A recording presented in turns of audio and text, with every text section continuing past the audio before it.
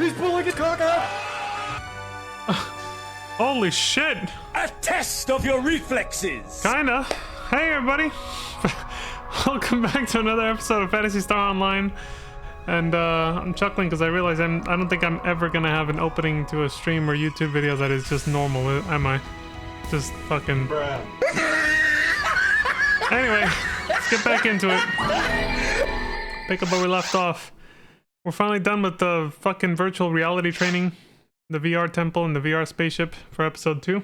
First half of episode 2 is done.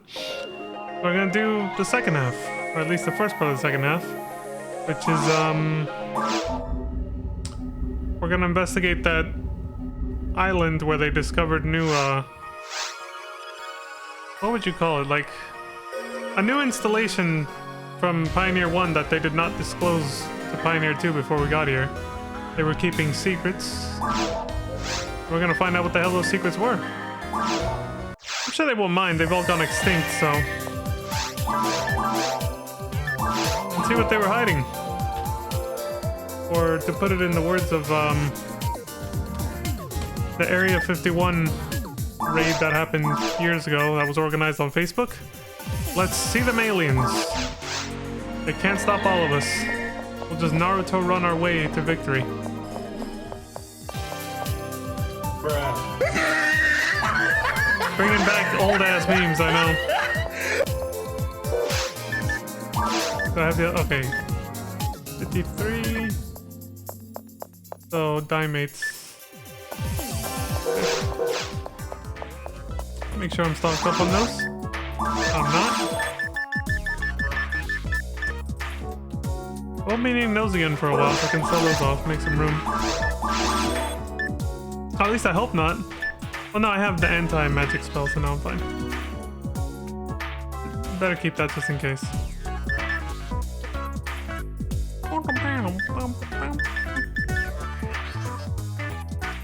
I think we're good. I don't think I'll need these. I'm confident enough at this point that I can use Resta enough with and restore my TP enough with monofluids that I think I don't need to carry these anymore. Thank God I was still carrying these when I did the Christmas event, or I would not have survived it. I was gonna run out of... I ran out of monofluids at one point. I was running out of resources. But yeah, for just normal, non-crazy-ass event gameplay, I think I can safely go without these for a while now. Make less trips back to town to sell shit, you know?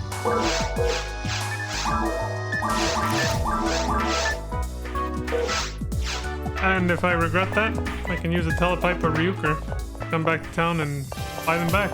Not a big deal anymore. Game gets a little easier once you have money and resources. Like, you know, just like real life, right? Always starting out, that's the hard part. You got nothing. Alright, Central Control Area. We previewed this part a little bit yesterday before checking the side quests to see that they're all basically post-game. So we can't do them until we beat the main story. So yeah, we're just gonna focus main story. Just like in the old GameCube version, there were no side quests that, on the disc. You just played the main story, and then the side quests that were added were obviously added later, and you just downloaded them. Which is, those will be my first time doing those. I have no idea what to expect, but yeah. We'll reintroduce the area again. Transmission from Galdeval. Serial code confirmed. Access, Hunter Vaughn. Vaughn? This is the lab. Ellie speaking. Message log transmission has been confirmed. Our analysis is complete too. The voice print on the message matches our files. This message was recorded by Mr. Flowen himself. The timestamp indicates that this happened before Pioneer 2 entered orbit around Regal. So it also means that this happened before the explosion. Since this was recorded before the explosion, we cannot determine if he survived the explosion or not. Well, if Rico did, you know. I'm not gonna say he automatically did too, even though he's painted out to be just like equally as much of a badass as she was.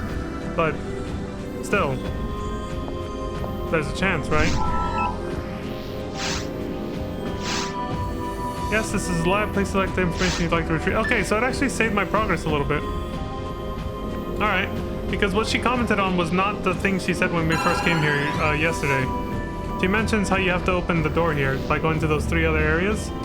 But this time she commented on the recording we found when I checked that computer over there to the left, which was it this? Analysis data?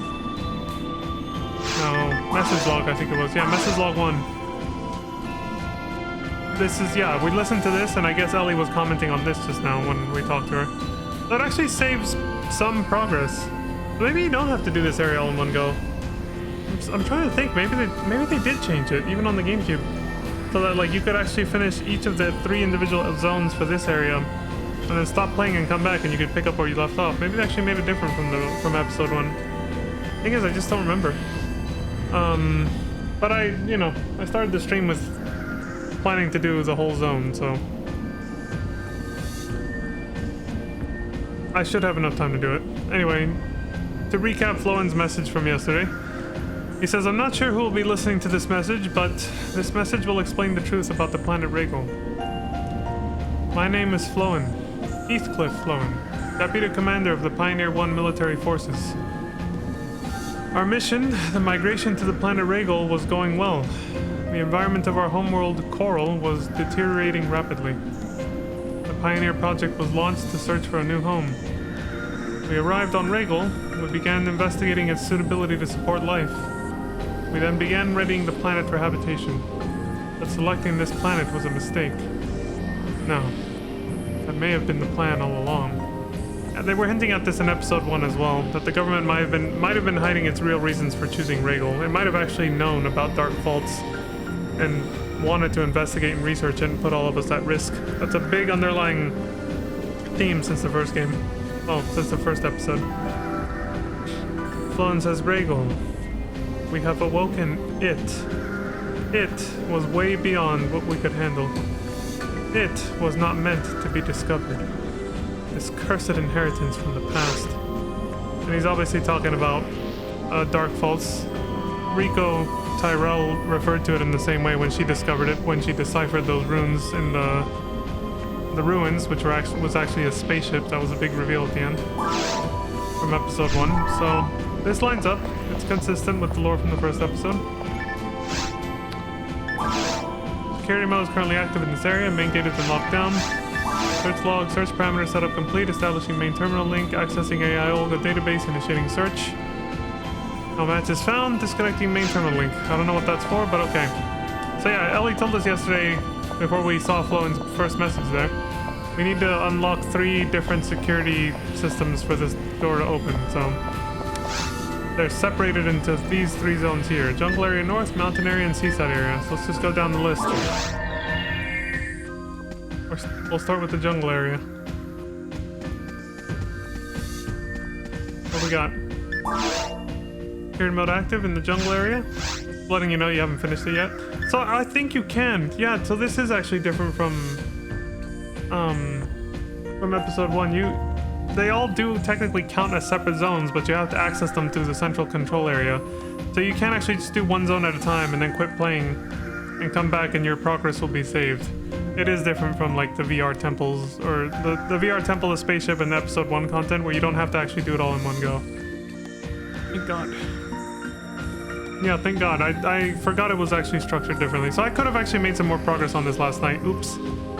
But at least the time didn't go to waste. Like I said, off stream I did make progress on the other version of this character, the classic version, so we can actually unlock the proper cutscenes and stuff for the story for the next playthrough, so it wasn't a total waste that I stopped streaming when I did. But now I know I can actually do this in a segmented format. Alright, here's log. Search parameters setup complete. Establishing main terminal link. Accessing AI Olga database. Initiating search. 1 items found. Data log download complete. Disconnecting main terminal link. So that must be another message from Floen. Probably. We'll have to listen to that when we go back to talk to Ellie on the main little like terminal back at the central control area. Yeah. So this is where we'll find his messages. We're not going to find voice message capsules on the ground like we did for Rico. Fuck are you? Old Gibbon? He's a monkey. Marilia. We got plant monsters that look like they came straight out of Resident Evil 2. Look at them. They look like the Ivy enemies from Resident Evil 2 original. Like, seriously.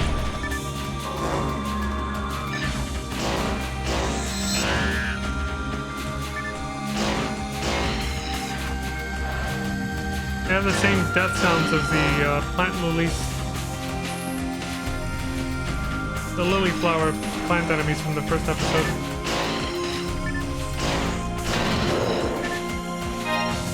Yeah, the second half of episode 2 actually introduces, you know, new enemies finally. Now that we've started it.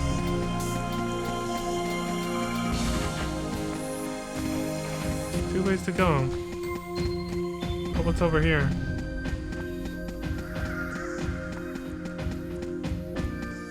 The new map structure actually yields hidden paths that lead to secret things sometimes, I think. Look how far off the map I am. Oh, actually, you guys can't see it here. I forget my webcam covers up the radar. You can actually find paths. This is like a normal thing for this, for episode 2. You can actually go off the beaten path and find hidden little secrets.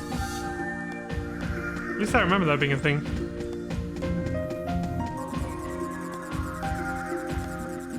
See how the doors are marked green on the map? That's always been a thing since episode 1. But now doors, quote unquote, are no longer that obvious. Like on the map they are, but look, you see this isn't a door. You're literally just walking on a log. Like they basically designed the environments to be a little bit more, I guess, natural and organic. So it's not just this rigid structure where you're going through these doors that open up and close for you, which makes the whole thing feel like... It doesn't feel like you're in the wilderness, you know? Like even in the forest zone in the first episode, you had those gates everywhere. But then every zone after that, the caves, the ruins, the mines, they all just felt like these prefabricated, very structured, square-shaped, these like rigid structured labyrinths. And here they went for a more natural feel to the environments of the dungeons. So, you know, like this is a door technically. It's red when you can't go through. It turns green and then you can pass. This I don't know how it was blocked. When I finished off the enemies, I don't know how this opened up, or maybe it was open even before I killed the enemies. I don't know. But yeah, they try to give it a more natural vibe the way you progress through the dungeon. Make it feel more, well, natural and organic, I guess, as opposed to a rigid underground labyrinth structure, which was most of episode 1.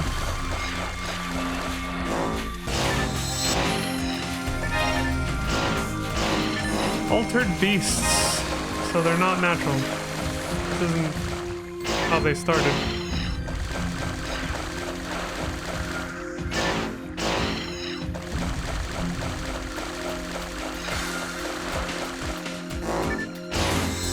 A Riltus. Stronger version of an enemy, or is it just a rare enemy because of the boost that's going on right now? No, it's just a stronger version of the enemy. Oh shit! How did that not hit me? I don't know, but I'll take it. HP material. Hell yeah. That's just a regular door.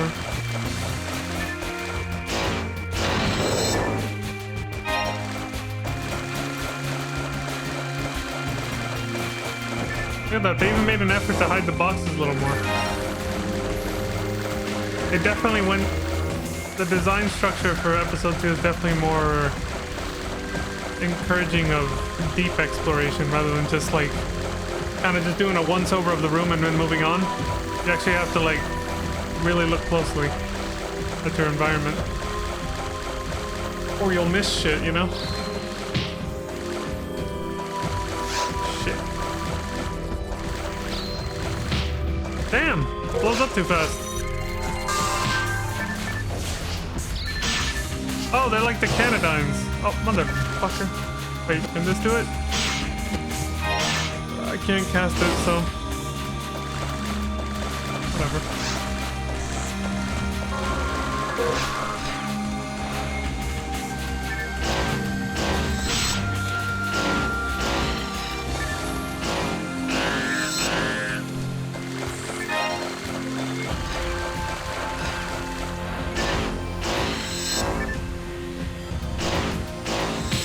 Oh!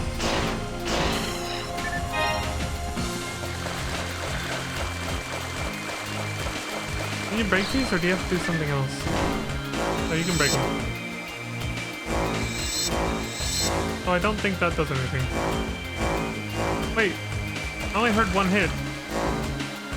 I don't think you can break them. I just hit the box behind it. Yeah. Made me think I was breaking it, but no. No, it's definitely whipping. Yeah, never mind.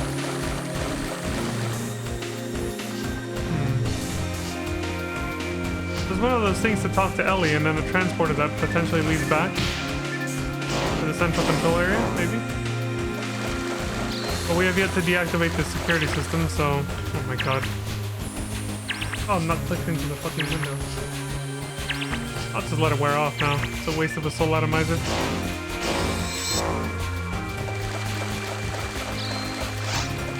Son of a bitch!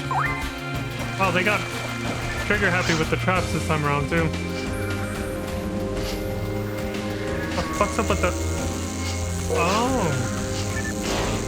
That's a new type of trap, alright. I was like, what's up with the ground here? Did they glitch the... Like, they fuck up the coating of the floor? No, it's literally concealing a trap. It's letting you know. You couldn't... I don't remember being able to see that on the GameCube version back in the day. Keep in mind, we were playing on CRT TVs, you know, and not with HD fucking resolution either. So that's probably why we couldn't see it. I don't remember being able to see those traps. Now you can actually see them as this little mirage on the ground. So that's the center of it, and this is one of its legs. So it's safe to go through here. You just can't step on the big center piece there. Yeah. Alright. Let's see how it's set up. At least you can avoid them. Because they're like the coffin traps from the ruins where... Who the hell did that? You did that. They're like the coffin traps from the ruins where it just wastes a lot of time and then does a lot of damage to you.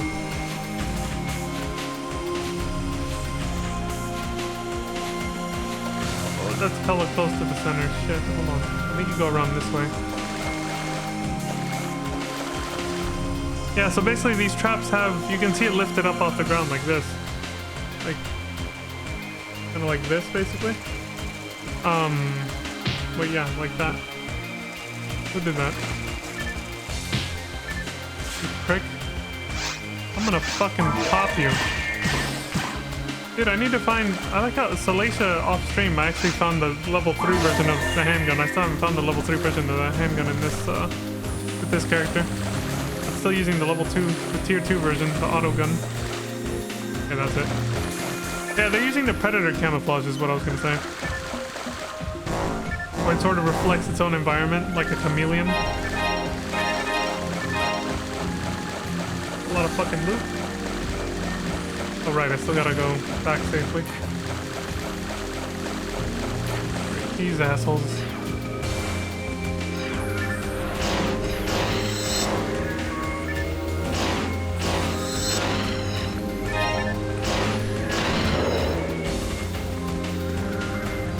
Oh yeah, those are the, there we go, see? Look at the map. The hidden secret. Is what I meant. Yeah, they definitely mix things up with dungeon exploration in episode 2 to keep things a bit more interesting. The first half of episode 2 was exactly like episode 1, a more basic dungeon structure with the VR temple and the spaceship.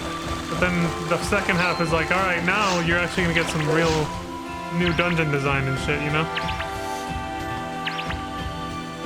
Damn it, dude.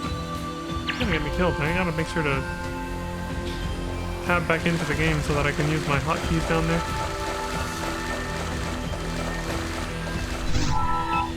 Transmission from Galdeval. Serial code confirmed. Access Hunter Vaughn. Okay, I'm not gonna read that every time. It's just like the one at the VR. Yes, this is the lab. Please select the information you would like to retrieve. Analysis data.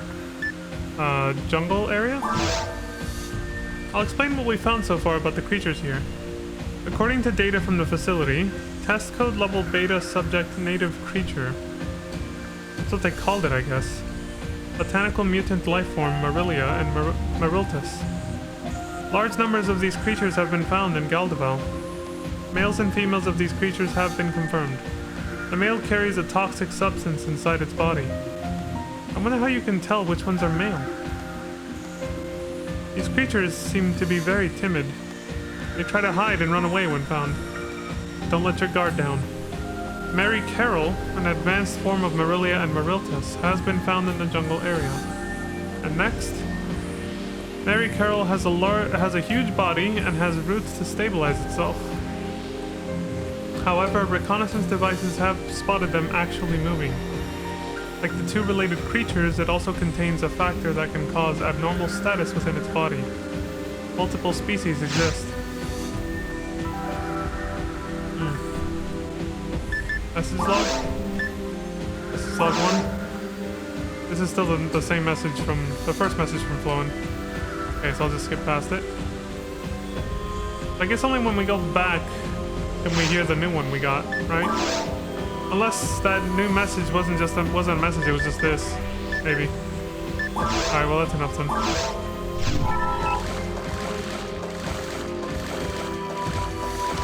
Oh, so I wonder how you get the stuff behind the... Nope. I don't know how you get those boxes then. I won't be able to try to like super explore everything just to try and... Like, I don't know how to get this. It might actually be like... You need a certain weapon? I don't know.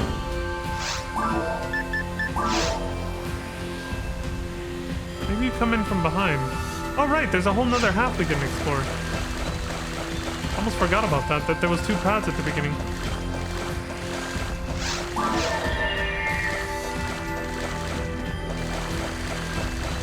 So again, even the map doesn't have the same sort of square rectangular grid-like structure from the first episode's dungeons, so it's harder to remember if you like, there's a path you didn't go down, you know? Completely forgot I never went down this path. I happened to go the right way first, unfortunately. Jellyfish! In the air.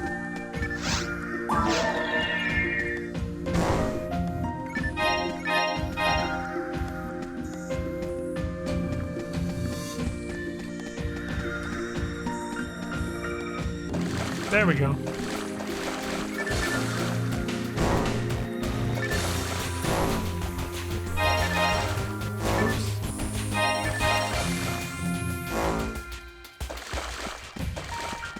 The combat music started. Was there an enemy?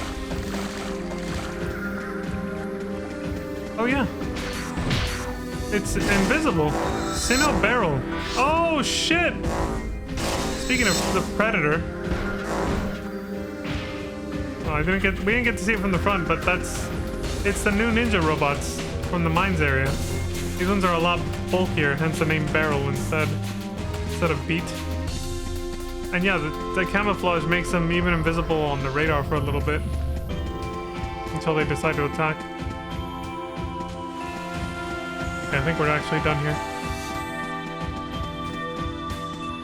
I think there's two versions of those as well.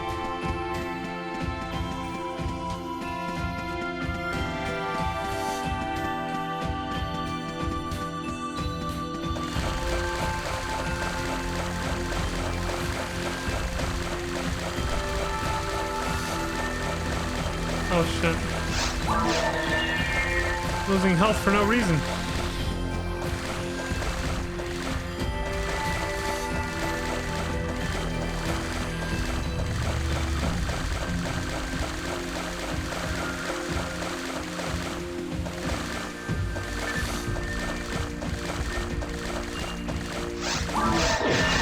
Jungle area east.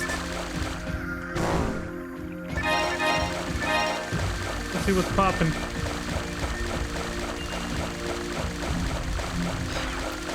More of these pricks.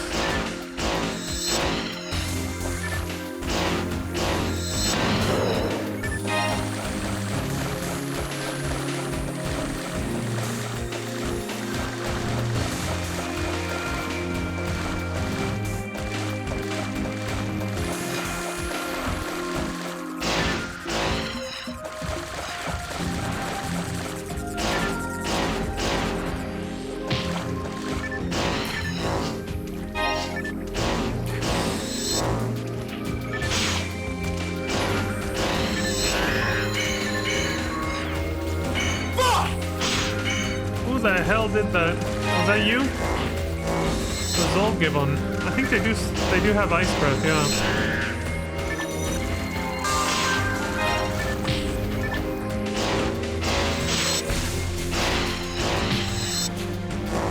He spewed out poison, so the Moreltis are the males. Alright.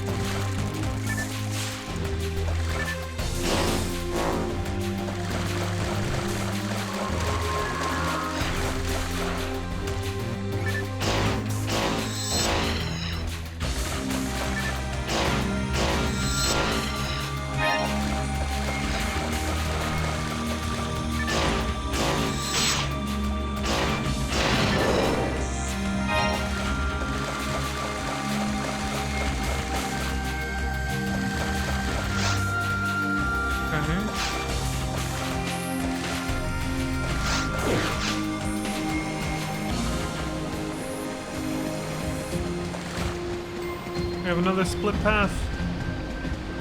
I saw you.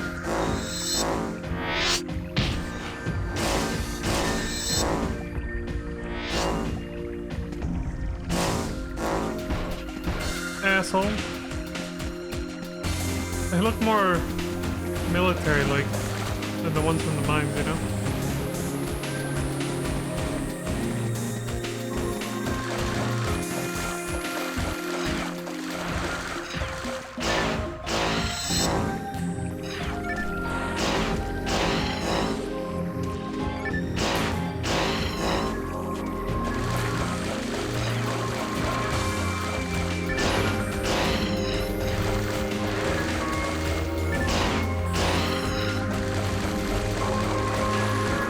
Oh shit!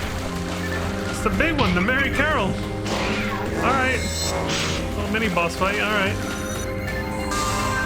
I wonder the fucking ambient changed color. I was like, dude, why did it go to like this weird yellowish red atmosphere color?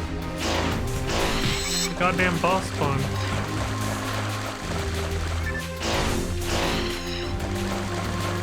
I think these are the main enemies you have to kill to disable the security in each zone, basically. These mini bosses. There's one in each of the 3 areas, I think.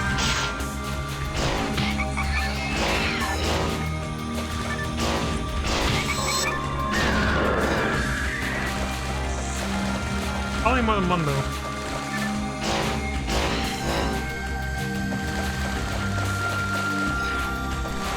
Oh yeah, I think that's it, yeah. It is just one. And then you push that computer that's just past it and it unlocks the security for this area. So even though you can gradually progress, they did make each zone like miniature in the sense that like they made it small enough so that you can do the whole thing in one go. Which is what I planned on doing today. So we got this.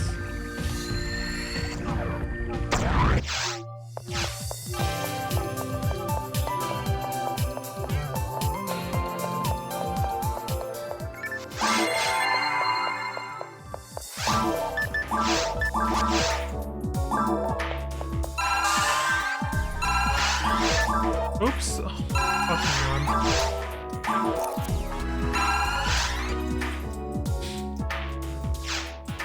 Bruh.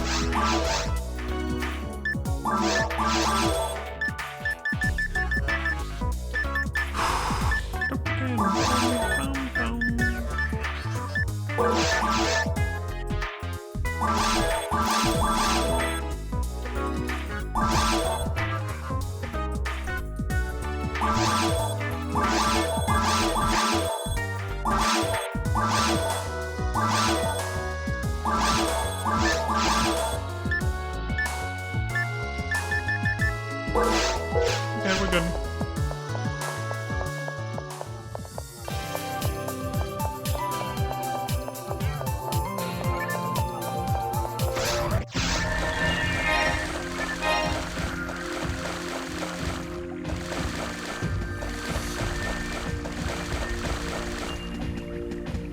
Oh, hold on, let me check the other,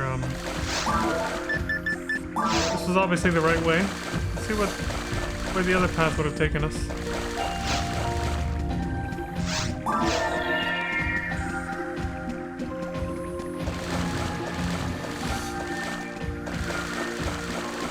The beach! Sort of. What a beautiful clearing.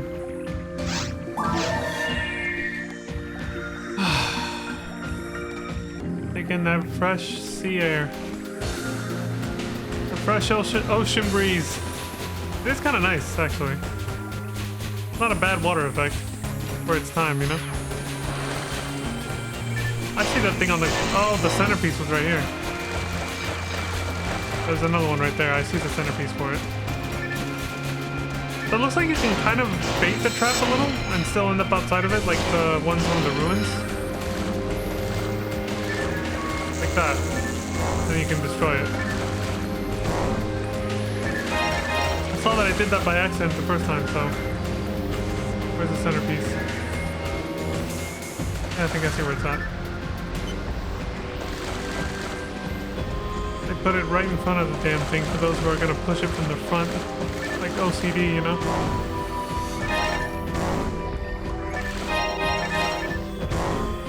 Orange boxes lead to orange boxes for weapons. Okay, makes sense.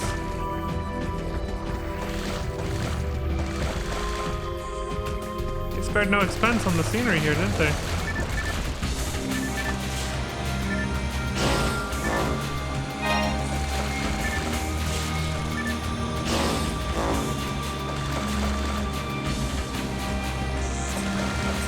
The music's very subtle here.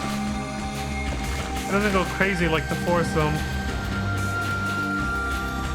Even the combat music, it's a little bit more chill, you know? It's almost very like lo-fi.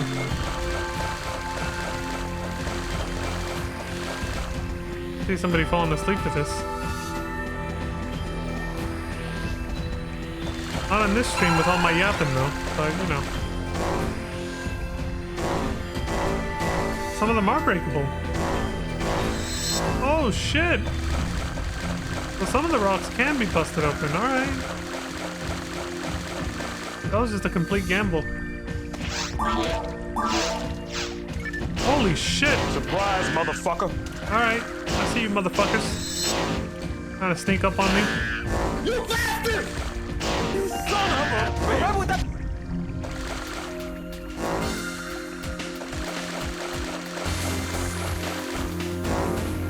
I see the traps.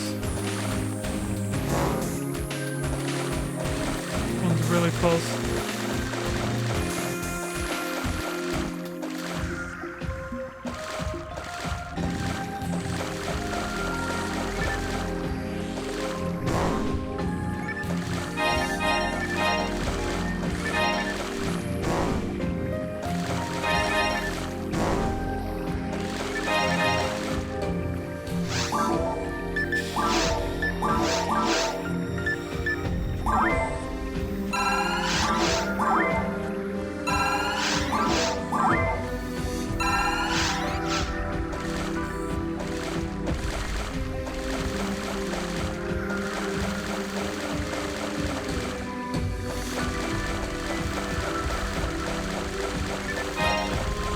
Tri-grinder, holy shit. Yes, please.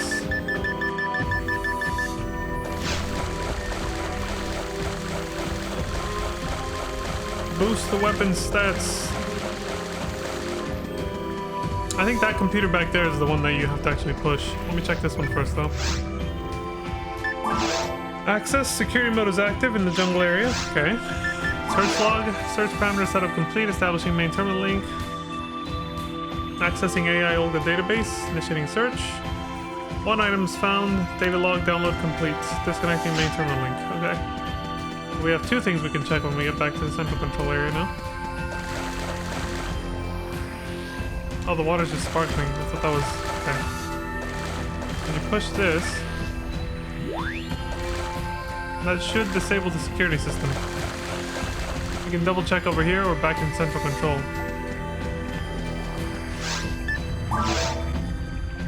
Jungle area security mode cancelled. Done. We're making progress.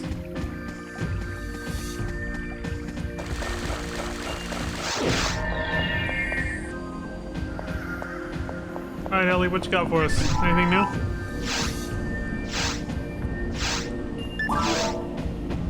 Oh, Oh, this is just the same shit as before. Okay. Message log. Message log 2. What do we got? The first time I encountered it. I assume this is still Floen speaking. That was when we were well into the excavation process of the ancient spaceship. Of the ruins area from episode 1. Rico told us it was a spaceship, yeah? We were researching the remains of an ancient civilization on Rhaegal. That's what they thought it was. To find technology that could help advance our science. And that was our mission. At least, I was led to believe that was our mission. While terraforming and construction of the central dome proceeded on the surface, the excavation project continued in secret. That explains how well developed the mines and caves areas were. They were doing that simultaneously while building the central dome for 7 years before Pioneer 2 showed up. No one could have imagined the huge project going on right under them. Of course, yeah, the normal average citizens that weren't privy to what the government was actually doing, this little secret project were the ones working on the central dome in the residential areas. Okay. I like how we're getting more lore expanding what happened in episode 1. He says, after long hours of hard labor, the excavation team finally made it into the interior of the ancient spaceship. The ruins area, yeah. The celebration ended shortly after. We encountered it. He paused. Everyone on the excavation team died. No one has ever made it back from the ancient spaceship since then.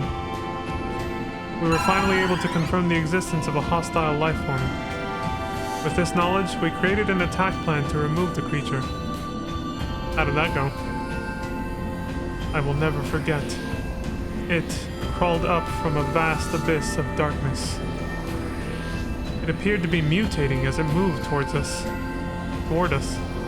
It looked like its body was cycling through the stages of life and death.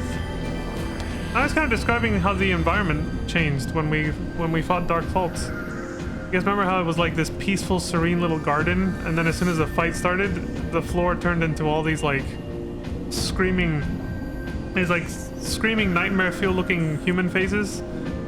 That seems to be what he's describing. You guys remember the boss fight, the final boss of episode 1? Looked like its body was cycling through the stages of life and death. He pauses. The force under my command was completely demolished. I managed to escape, but I was badly injured. My wounds move, as if they were somehow alive. I'd almost believe that my wounds were consuming my body to take control. Oh, so that's what it does. So that's kind of, yeah, that's in line with what the data we found on De Relay, right? Beta 772. Rico said that anything it hit with its tentacles would turn into a deformed mutant creature, like a monster, like the ones we found in the caves, basically. That giant centipede monster that was the second boss. So it probably inherited that from Dark Faults. That seems to be an ability Dark Faults has. If it injures you, it can take control of you. That's probably how it took over Rico. Okay, I'd almost believe that my wounds were consuming my body to take control. He pauses. Oh, that's it. Alright. So, yep.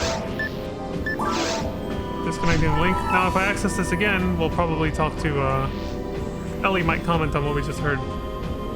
You know, they buff up your ego. This is kind of outside of the story a little bit. They buff up your ego a little bit because they just said their entire military was decimated by Dark Faults when they tried to fight it, and then we took it down with like 1 person. And if you play online, you take it down with 4 people. Like all we hunters are so badass, we killed it with 1 to 4 people. We're like, yeah, the god of destruction, I soloed that bitch. It's just like... I know it took out an entire squad of the military, but I took it down on my own. Ain't no thing. Anyway. Son of a bitch. Ellie says, Fawn? Hello, this is Ellie from the lab. Yeah, I figured. Message log transmission has been confirmed. Our analysis is finished too. There's one thing that bothers me. What's up? In the message, it mentions that it appeared in the ancient spaceship. Yeah? I wonder if this is referring to the decellular sub-life forms. Do you mean all the like trash mobs from the ruins area that were obviously influenced by dark bolts? They look just like them. He says, or maybe. Gonna leave me with that, huh? All right. Keep your secrets. Well, not secrets. She's just kind of. She stopped herself from speculating too much. So the first lock has been disengaged. You can see it up there. There's 2 left. Okay. Does this do anything?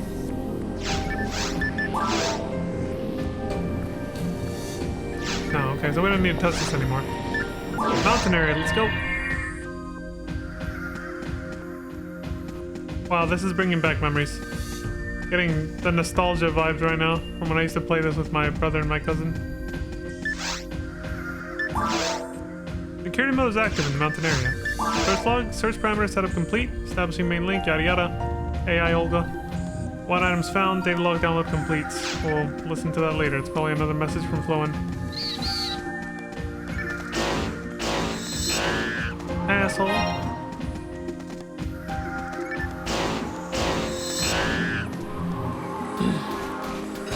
I will say the main story seems to be a lot more intriguing this time around.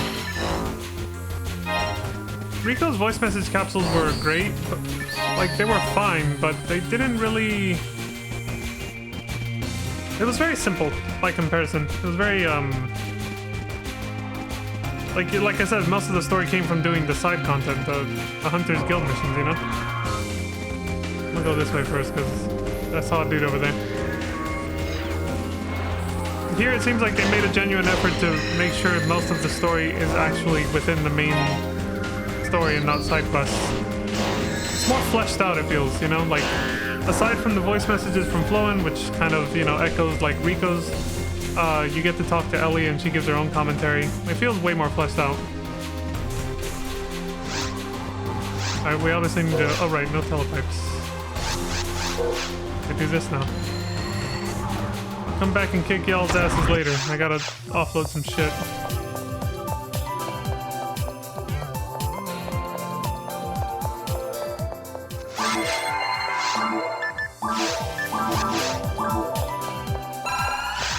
Christmas music.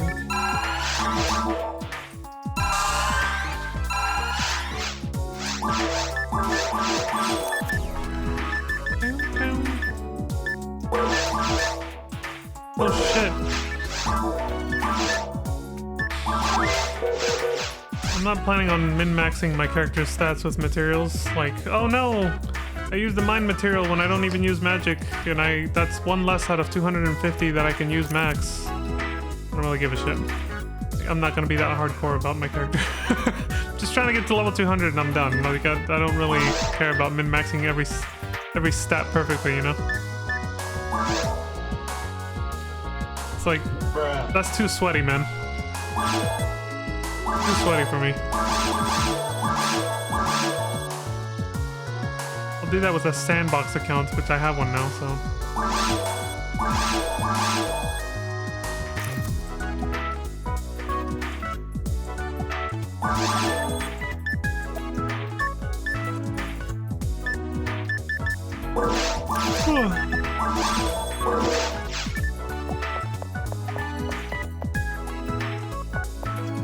This is why I filled up. I forgot to... Yeah, damn it. I was gonna say, why the hell did I fill up on items so quick? Because I forgot to do this shit. This guy isn't in plain sight anymore like he used to be, so... It's easier to forget this time around.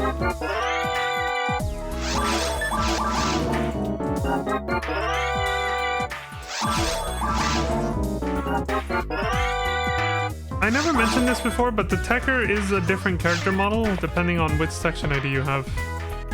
And that also affects the stats that the weapons come out with when he appraises them. So with section Skylight, for example, I think he's more adept to giving you the best stats when he appraises like a sword type weapon. I'm not really sure about the mechanics behind it. They might have even changed how that works in Blue Burst, I don't know, but that's how I remember it. I remember that being a thing, kind of. So when you played multiplayer, the Techer that appears here, and in episode 1 we're in that area, is based on the leader's section ID. So this is the techer we'd get if I was the leader of a party.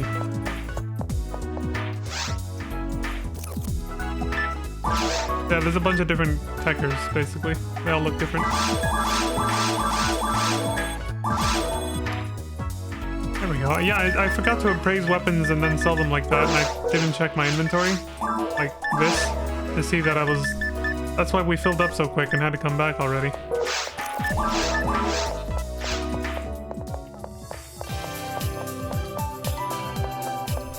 I was like, dude, why do we already have to go back to town? Like, fuck.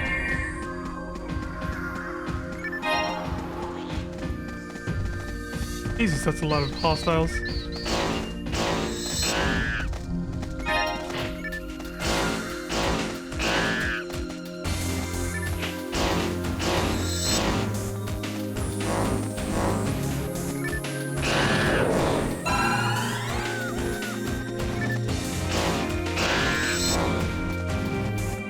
I think the boss for this area is literally a giant monkey.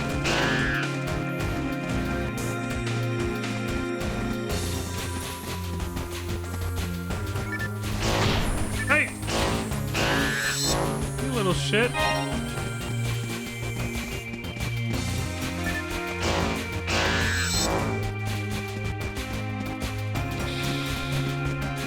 Wasn't it? He had a funny name too. Is he called like Mr. Gibbles or something like that? Oh, motherfucker. Surprise, motherfucker. Oh my god. That's so annoying. Fine. I got time for this shit. They got my ass with that one.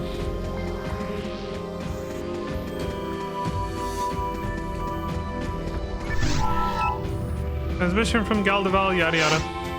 Yes, this is a lab. Please select the information you'd like to retrieve. Analysis data, mountain area. What do we got? That's the first thing we downloaded when we got here. I will explain the creature data that has been uncovered so far. According to data from the facility, test code level alpha subject native creature. Our reconnaissance devices have confirmed it as gibbon. They are known to travel in packs. When surrounded by them, running for your life is highly recommended. These have been found in all areas of Galdeval, however, pack leaders have only been found in the mountain area. The leaders are the same species as the gibbons, but we have named them Gibbles. Yeah, there we go. I called him Mr. Gibbles.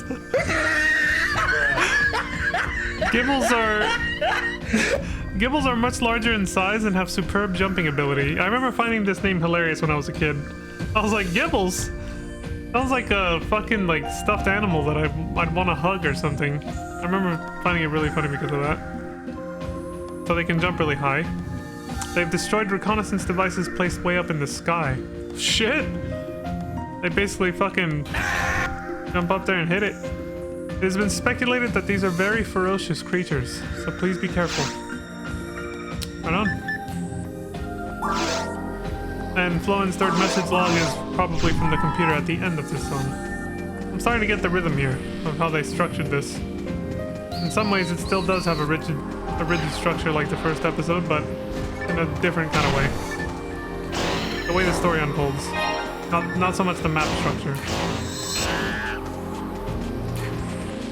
Or the dungeon design, I guess.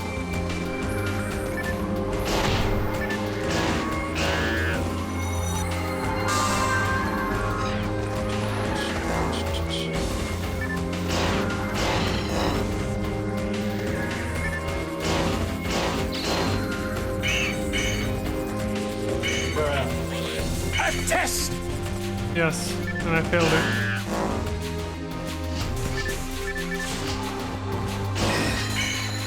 Oh my god.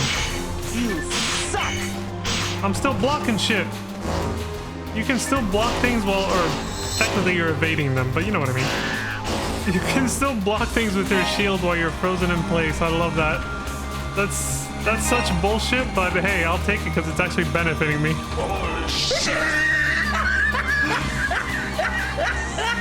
They probably could have killed me with how much they were comboing my ass there. I got lucky that I could still block while frozen. Oh god, I was like, if that's another freeze trap, I'm dead.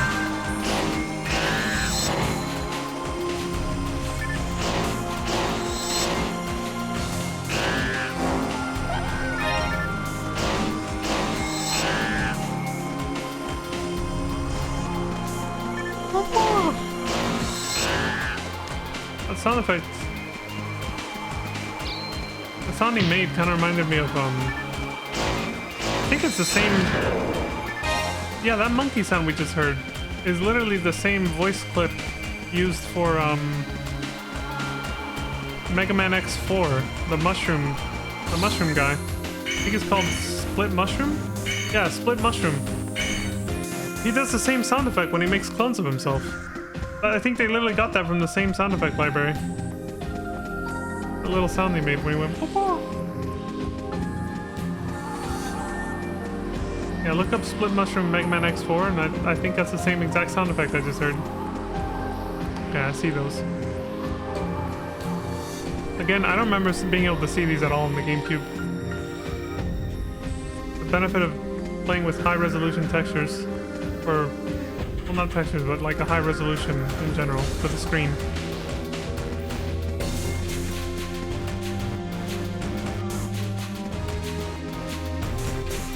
That one's so obvious.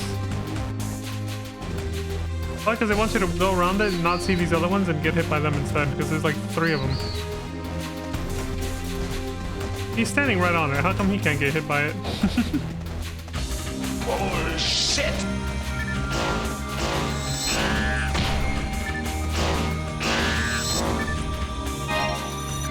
I have to heal so often because this weapon just saps my fucking...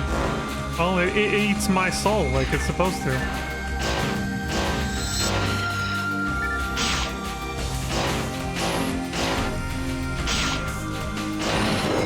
I also make it drink deep from my enemies, though. The blood of my enemies. Their souls. I see you. Hey! I don't know why you go through them like that. Oh, he moved. There he is. Rick?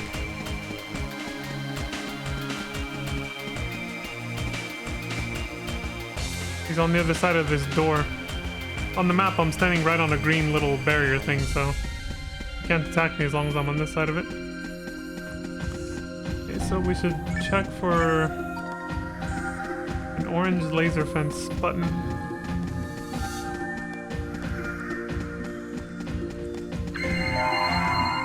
Take that.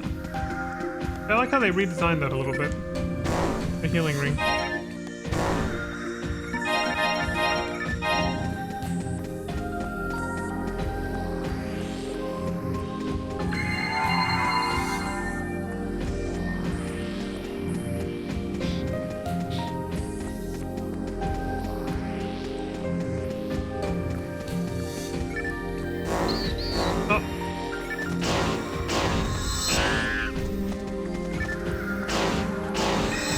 Technically spawned yet.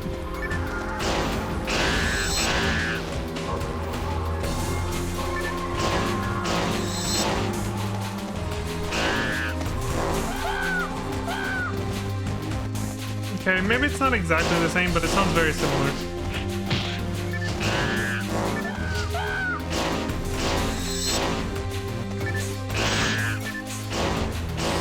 Rick?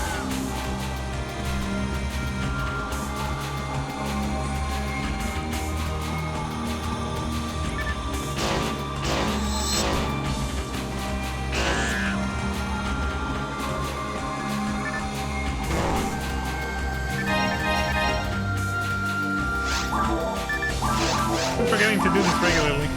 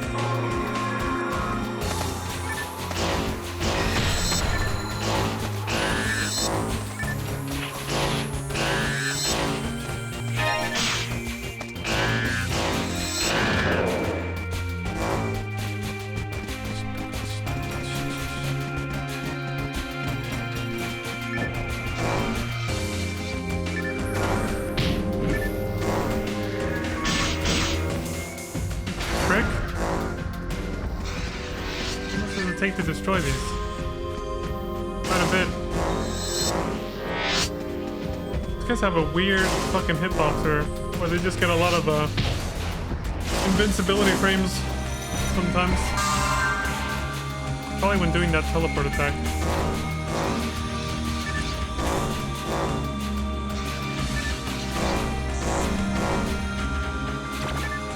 I got poison!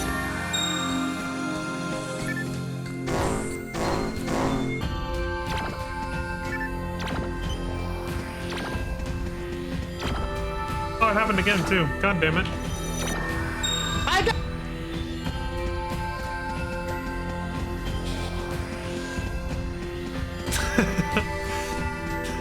So stupid.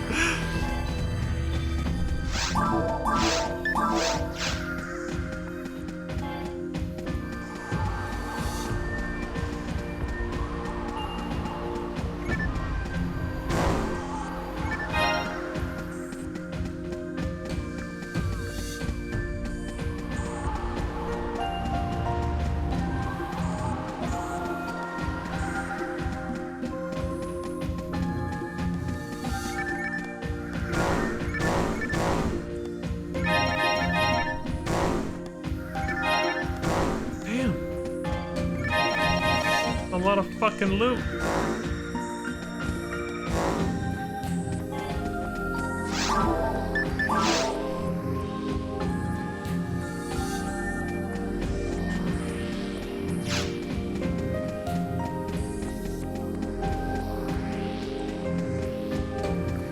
Look, new assholes showed up to greet me for that. I like how new enemies can just spawn like that for going back to get like extra loot like that. You can trigger new enemies to spawn in an area you passed by before. On the way back, they're just like, Surprise, motherfucker!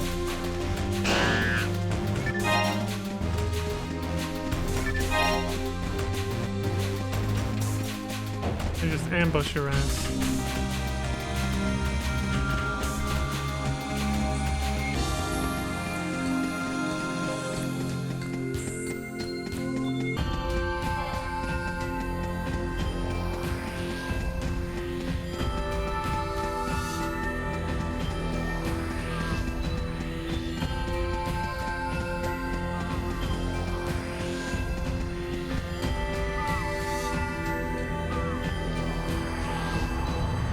I remember this.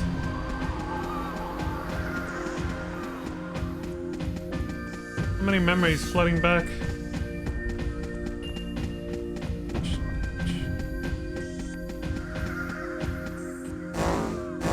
Nope. Okay, guess we gotta take the warp.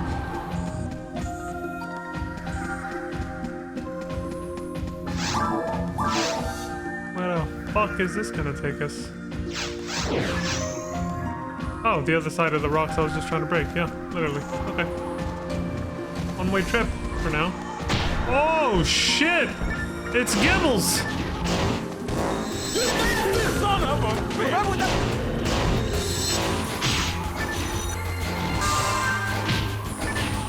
Fuck you, asshole. And he went down a little faster than the Mary Carroll or whatever, that damn plant.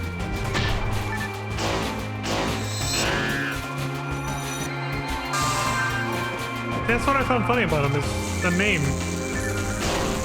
But it's like, it sounds almost kind of cute, and then you see it and it's like, holy shit.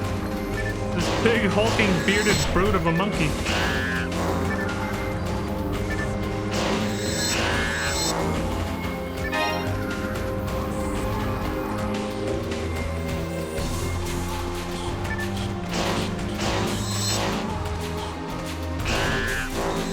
Damn it. Of course. Fuck this.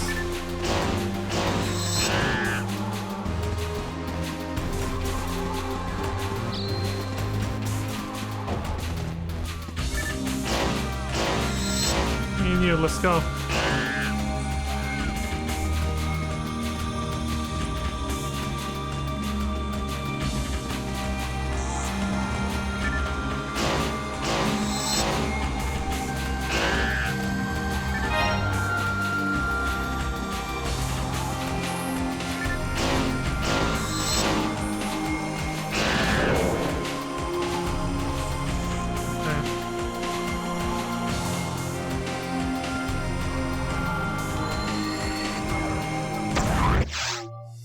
Ori?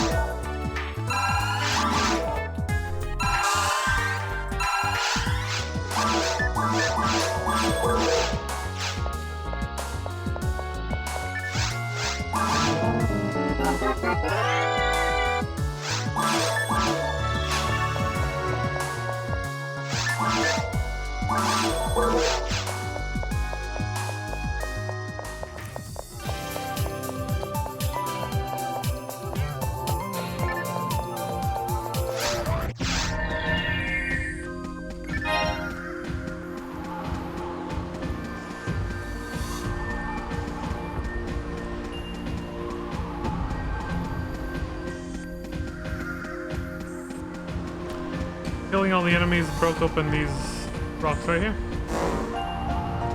Still gotta find the switch for that laser gate though.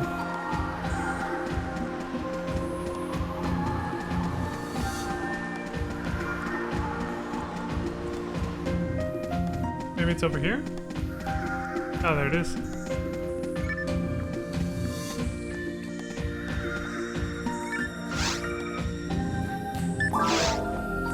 Security mode still active. Search log. One item found. Download complete. Alright, that's another message from Flowin', I bet. And I be flowing. My computer's turned off.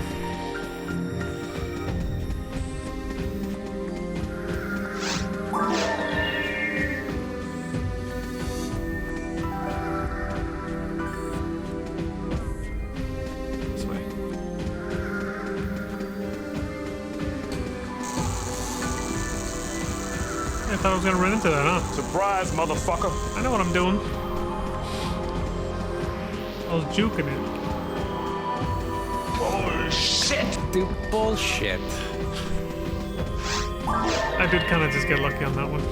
I was trying to dodge the hidden one, and didn't even realize I was, I'm not sure if that hurts you or if it sets off an alarm that causes more enemies to appear. I think it's an alarm system for more enemies. Pretty sure it is. There goes the security system.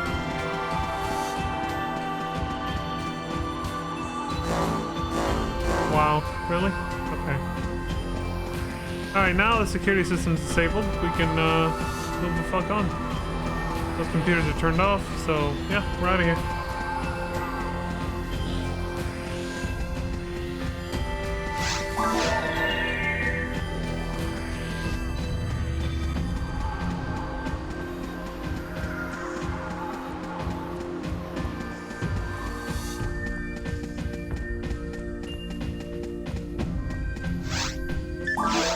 Mountain area security mode canceled. There we go. Son of a bitch. What do we got? Yes, this is the lab. Please select the information you'd like to retrieve. How about the message log? Message log 3. Let's see what Floan has to say now. Silence. D-type factor. That's what Osto said when he saw this wound. Oh. Dr. Osto got to see. Dr. Osto was the one who researched De Relay, Beta 772. I think he's the one who helped like cultivate it, incubate it in the lab before it grew to the enormous size that it was. You guys remember that quest, Dr. Osto's research in the unsealed door? Lowen says he could barely contain his glee at finding this unknown life form. Then he said to me, "Would you consider donating your body to the government for the good of our people?" I couldn't help but read that in the in Hojo's voice from FF7 Reapers, because that's exactly where I knew this was going. Like, I knew exactly, he's that exact type of mad scientist who doesn't actually give a shit about people, just to research, you know? We got a Hojo situation here. Lowen says, and I thought my body could serve to build a better future for our people. So I agreed to accept the request under certain conditions. Asta was overjoyed and he said to me, your body will be the subject of an official government experiment. Pause. Lowen says what he meant was, I would have no say in what happened to my body. For all intents and purposes, my life was over. The government will send a message to your friends and family back home to announce your death, says Dr. Osto. Lowen says that's what he said. Even after accepting the fate of donating my body, I thought about it. The young girl who followed me to explore this unknown world. Oh, he's probably talking about Rico. She always looked up to me as a hero, even though I was just an old man. What will she think about my death when she finds out? Everyone will eventually forget about me. My death was announced to the world and I was transferred here. Maybe that was the beginning of the end. This disaster. This decision I made to donate my body could trigger the chain reaction that will uncover the truth of the planet Regal. He pauses. That's it. So Rico looked up to him.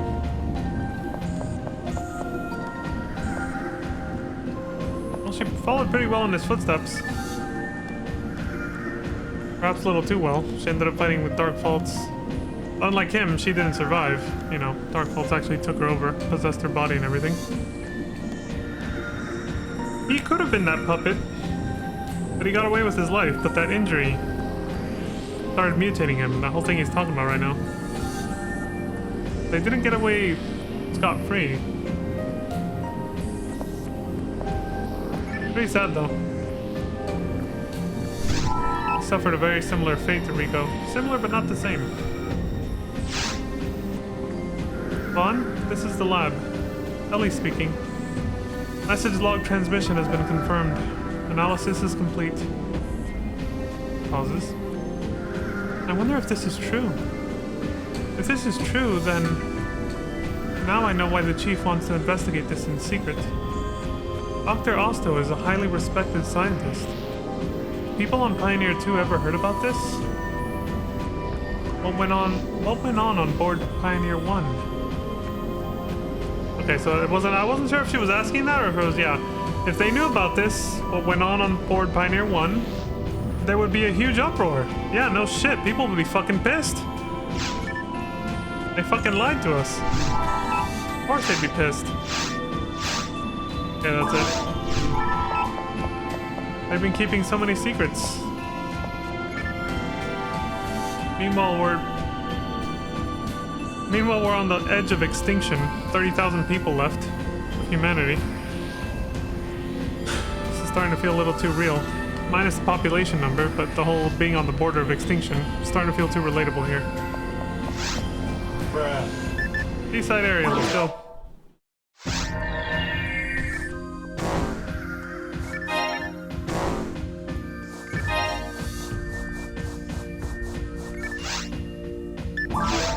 Security mode is active, obviously. Search log, search parameter complete. One item found, download complete.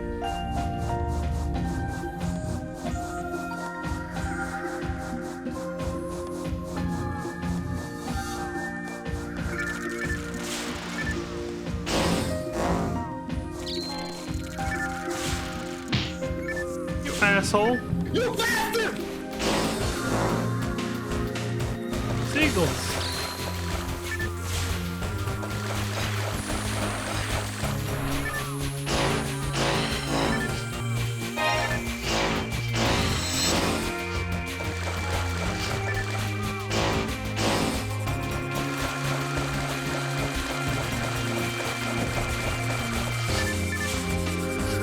We're at the beach! I see little fishies in the water too. feel like the jungle area overlooked this spot. It looks very familiar. When we were looking out over at the ocean, over the ocean a little bit, and that at the end of the jungle zone. Oh, God damn it.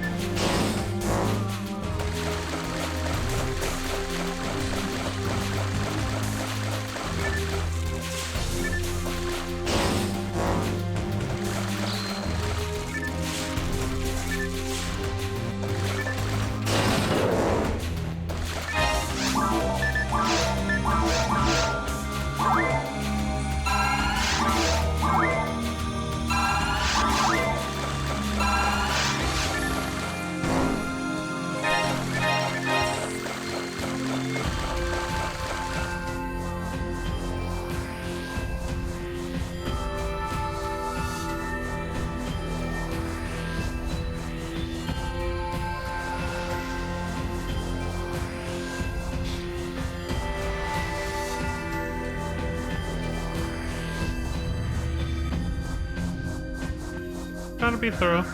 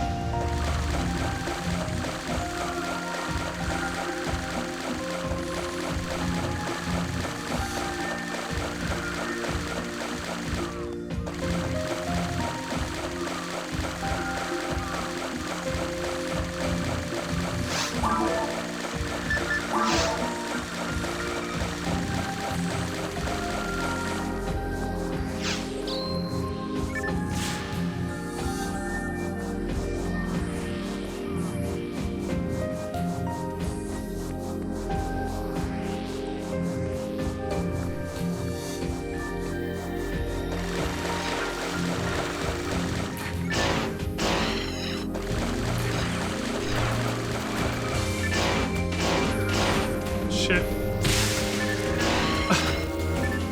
Fuck! I got poisoned!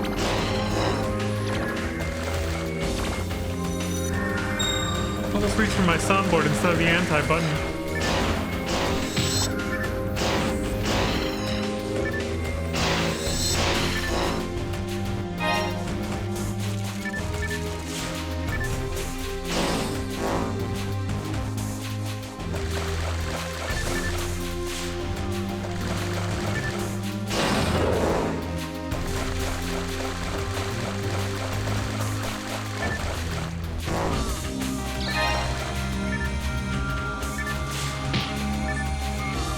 Well, that would have been a good time to use... I don't want to put it on my action palette hotbar or whatever, though. That would have been a good time to use, like, is it this one? Yeah, one of these. The G tier spells. Gifoy, Gizande, Geparda. These ones are AoEs. Look at their AoEs. I didn't even get to see that one because there's no enemies. Geparda. AoE, but not circular. Okay. Well, not necessarily circular, only some of them.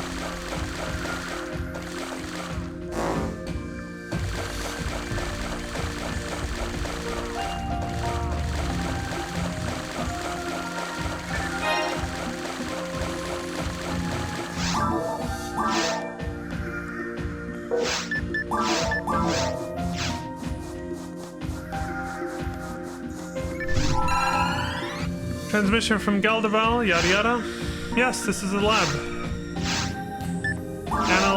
Analysis data for Seaside area. I will explain the creature data that has been uncovered so far. According to data from the facility, test code level Alpha subject native creature, that's what they called it. Mutated giant bee found in Seaside area. We call it Gigyu here at the lab. Gigyu? Gigyu controls numerous small bees. They are called Gi. Their relationship works just like the queen bee and soldier bees. Also, Gigyu carries a powerful energy charge on its stinger. Gigyu have also been observed creating net-like barriers. Don't treat them as insignificant creatures. They're dangerous. Got it. Disconnecting. No Ryu's raiding with a party of 6. Hey, No Ryu. Thank you very much for the raid. I appreciate that. Hope you had a good stream. Welcome to the stream. Yeah, I appreciate it very much. Thank you. Hope you're having a wonderful evening or morning, afternoon, depending on where you are.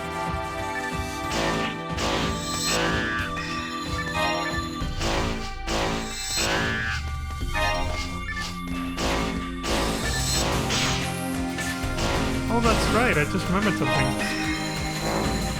Everything looks so crisp here. Kind of what I was saying earlier. The advantage of being able to play on a PC in high resolution. I can see traps that I'm pretty sure I could not see before with their camouflage back in the GameCube days. That's for sure.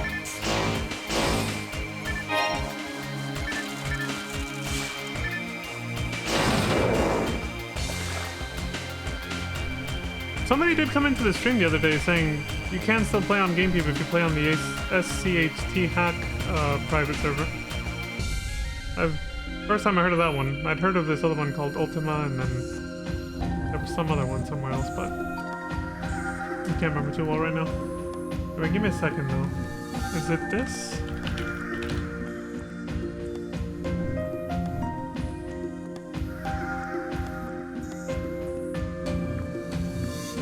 Yeah, it's this one.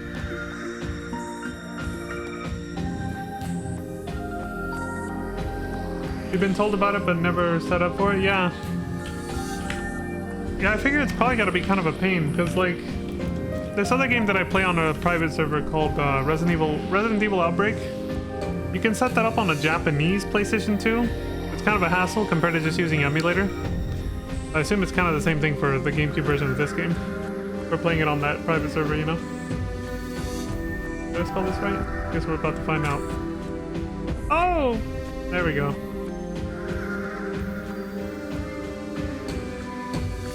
I remember seeing that on stream too a while back, and then I got raided and completely forgot about it like a couple weeks ago. Then I got raided again about a week ago. I remember that time. The shout out feature. I'm trying to make a habit of remembering to do that. Try to give back a little bit.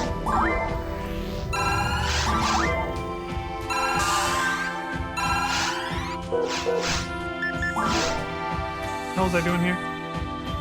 I'm just looking for stuff. You always forget? It's easy to forget, honestly. Some people also do it with a bot.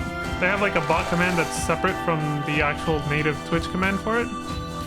Like the command I just use is /shoutout, and then you have to type the name of the user, but it has to be, I can't remember if you have to actually get the caps right for the username too, which can be kind of a hassle. Unless you can quickly copy paste the user's name off the chat or whatever, but then I've seen other streamers use like a bot command instead that does it for them. It's complete, like they use !SO with a chat bot that they have. That doesn't work for me because I don't have that chat bot.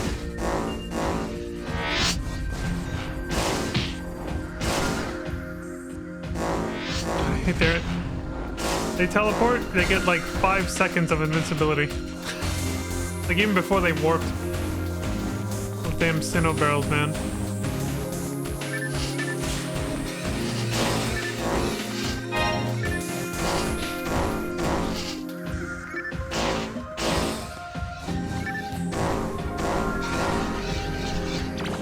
Oh man. I got poison! There we go. Oh shit, that must be the queen bee. Egu. Alright. Don't remember it as much as Gibbles back in the day. Holy shit. I was spamming heal too. God, my health wasn't lower than that. Jesus, man. Massive ass explosion, like.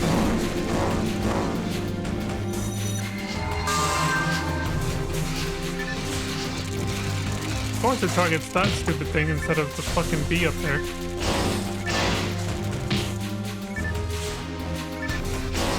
The Gee.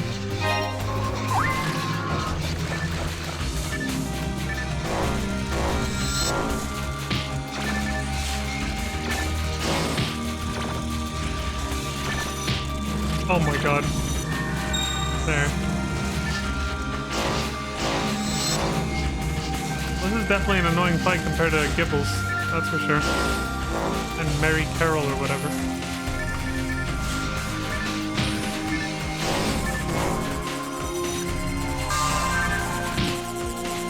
Of course.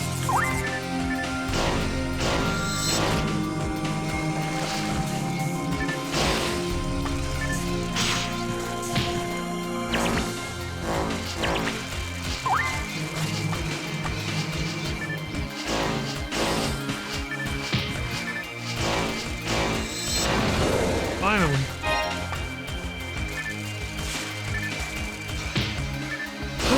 That mini boss is definitely an asshole.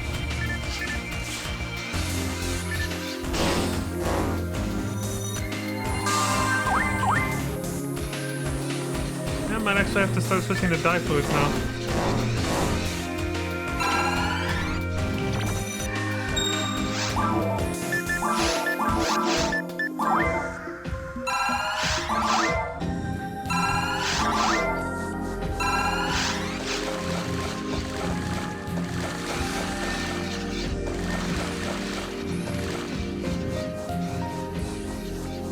Looks suspicious, but no, it's just a hole.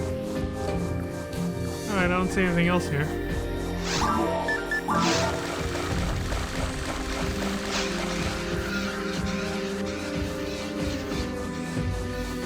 There's a security system deactivation switch. Over here. What the hell is this? It loops back to the beach.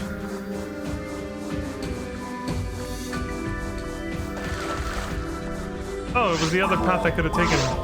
In that same room, okay. I think it was sealed though. So you obviously have to defeat the boss. I'm not just gonna let you...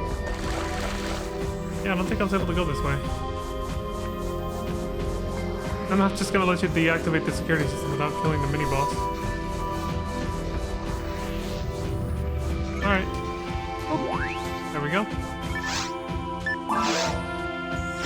Eastside area security mode cancelled. Data log download complete as well. That should be another message from Floen. Alright. Almost full of shit, but not quite. Alright, what do we got? Fun? Yes? Ellie here from the lab. You did it! You unlocked the security locks in each area.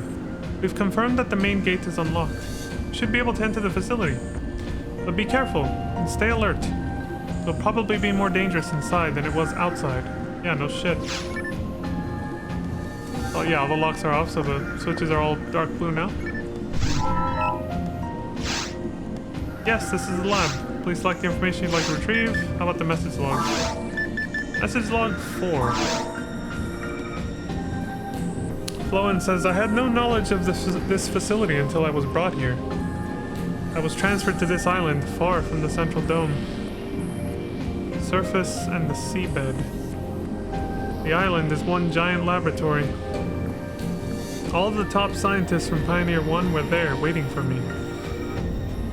Dr. Osto, of course, and even Dr. Graves, the photon engineer. Did we ever hear his name before? I don't remember. This was all part of their plan. He paused. Soon the experiments began on my body. I don't know the details, but the research seemed to span many areas. And from the look on Osto's face, the results were fairly positive.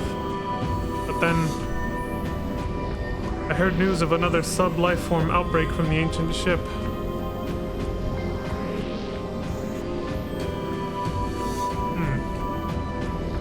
He pauses. Again. It was still alive. Now that I think about it, the concept of death doesn't apply to it. We just didn't understand. That is why the ancients have kept it sealed inside that spaceship, deep beneath the surface of this planet. Mysterious photons, an eternal life form. So the mysterious photons probably refers to that phenomenon that affected Eleanor's sister. You know, Dr. Montague's android. We still have to get the true ending of that story when we go back to episode 1 on hard mode. Mysterious photons and eternal life form. Now I can see why all the doctors were so excited. Yeah, this was never about immigrating to a new planet before our species died off on the old planet we came from. This was just about doing some God-forbidden research. The real reason that 60,000 people were brought here and all of our lives risked and half our population destroyed in an instant by dark faults. You know, all of Pioneer 1. Ellie, what's your take on this? Says nothing. On? Yes. Hello, this is Ellie from the lab. Message log transmission has been confirmed. The analysis is finished. She paused. The surface and the seabed. The entire island is one giant lab. Wow. This corroborates our own findings too. Yeah. And it also matches Cal's analysis. I won't go into the details now, but I will inform you as soon as we have found some more facts. So please be patient. Take your time, Ellie. Be careful where you stick your nose, because we've obviously gotten hints that somebody on Pioneer 2 knows about this shit. They're kind of trying to cover it up low-key. He said somebody messed with the terminal before this whole mission started and tried to, like, erase details about this, so... Main gate is unlocked now. Yeah, security mode has been cancelled in all areas. The main gate is unlocked. No more downloads? No. Okay. Well, we're going in then.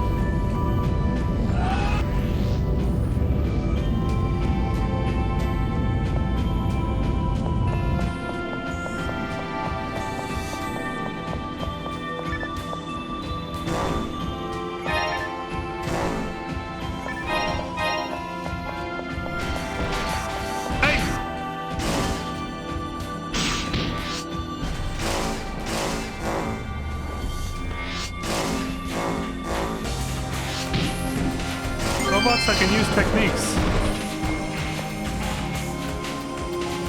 Present. I'm already full.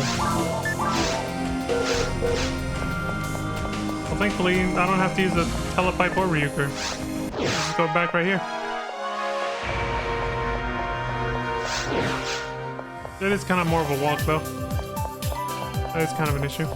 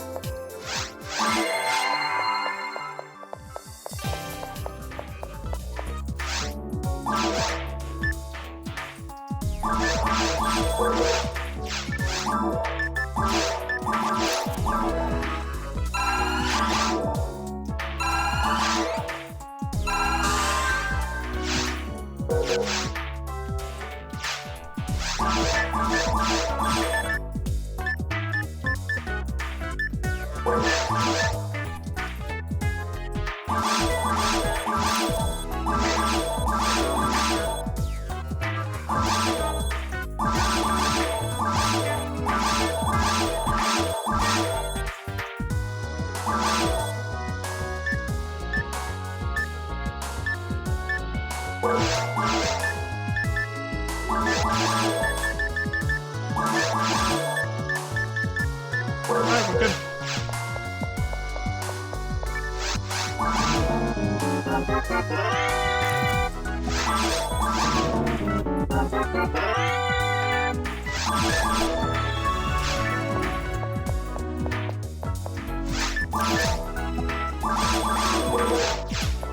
Okay, now we're good.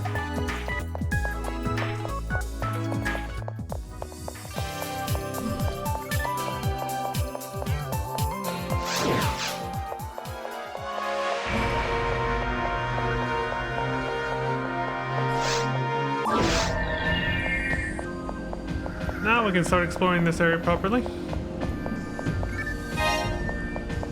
Oh, found the present. Let's see what's in it. Photon drops. Alright. Whatever.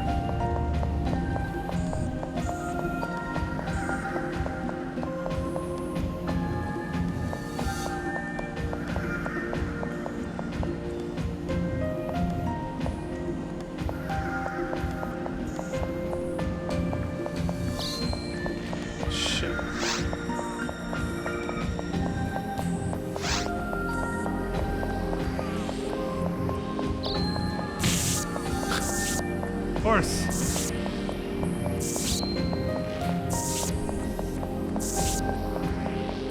At least there were no enemies.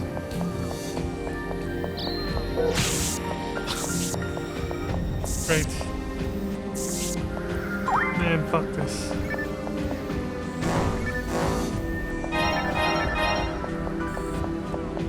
Ring around the rosy. Now you gotta dance with this thing just to pick up all the shit.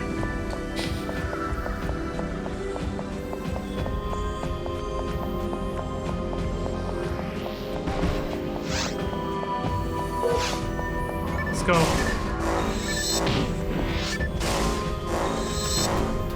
See how far ahead of time they get those invincibility frames? They just have to decide they want to teleport and they're invincible until they finish the whole goddamn animation. It's ridiculous. They become invincible before the animation even starts. See that guy? I think these lasers actually activate those turret traps that we saw in the VR stages. Those very annoying turrets that shoot fire and ice at you.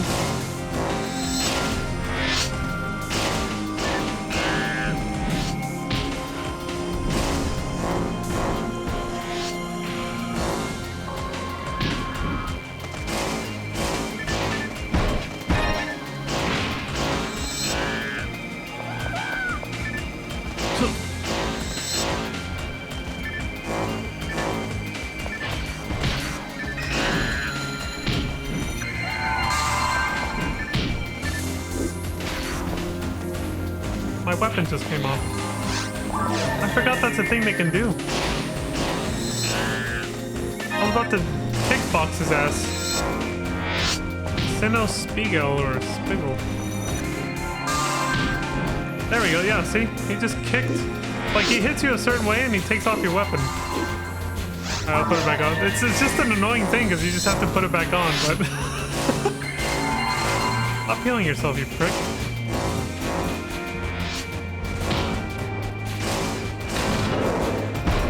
I forgot they could do that. They disarm your ass.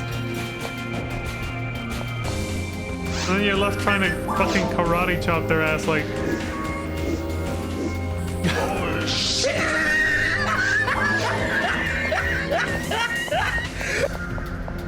Annoying pricks. It's only those upgraded versions though, thankfully. We're gonna see more of those now though.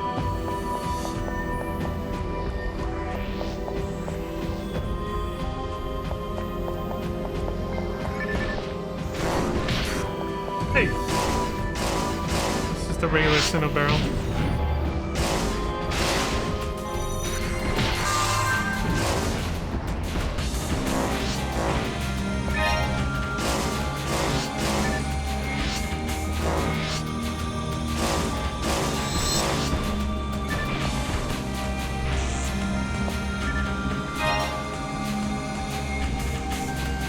See that prick over there?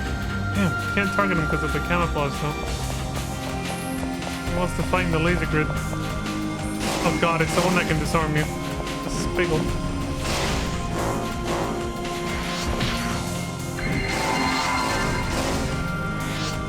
There's two of them. Killed them without a weapon. Take that, asshole. You suck!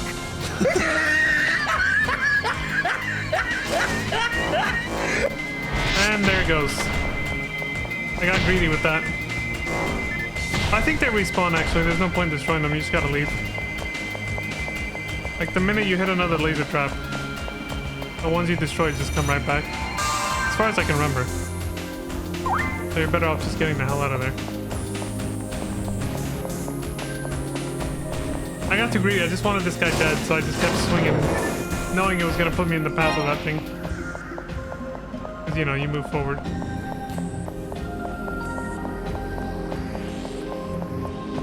Agreed, man.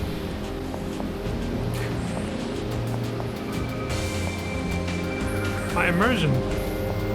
Yeah, did that? It's like I try to look over the edge by doing this with my head, even though that changes nothing about how much is on the screen. I know I'm not the only one who does it either. I've seen other streamers do that shit. Like I was watching well, there's a streamer that I watch a lot. Like he was playing you know, like a standard action shooter game, and there was at one point where he had to make his character crouch to like dodge something, and it happened multiple times. Oh my god, I'm gonna fuck you up. He had to dodge a few things by ducking down. And every time he made his character duck down, he did this. He was doing this. It was very subtle, but he was doing this. With his head. Nobody pointed it out, but I noticed it.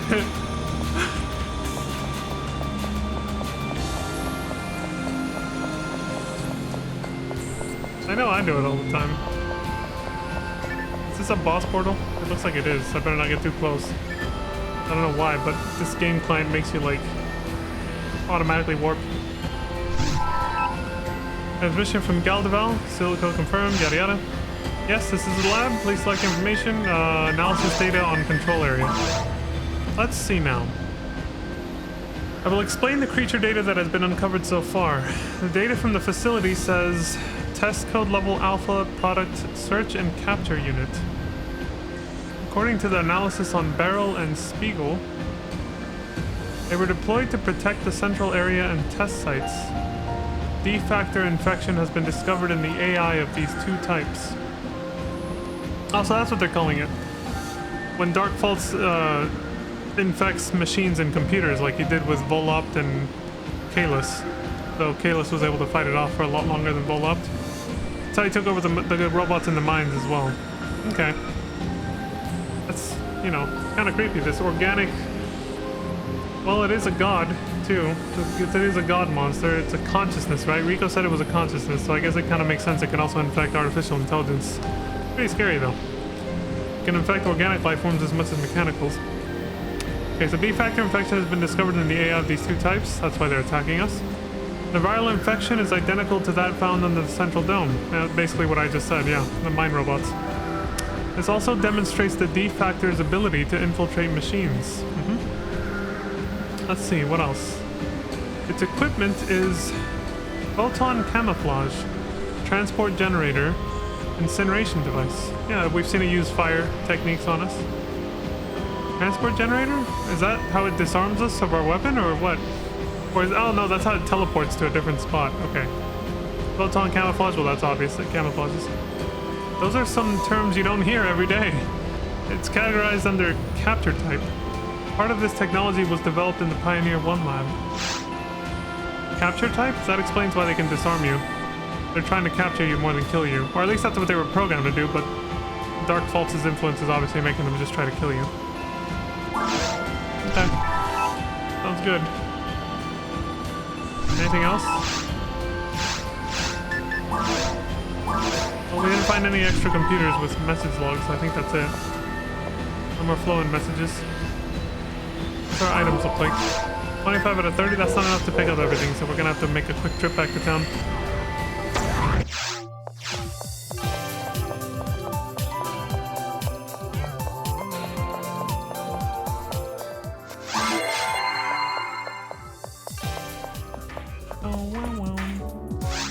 Oh yeah.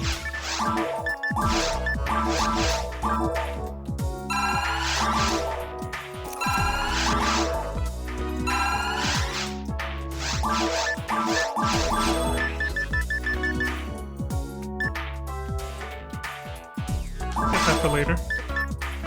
I might have already had one though, so I should have checked first. Oops. I'll find out in a bit.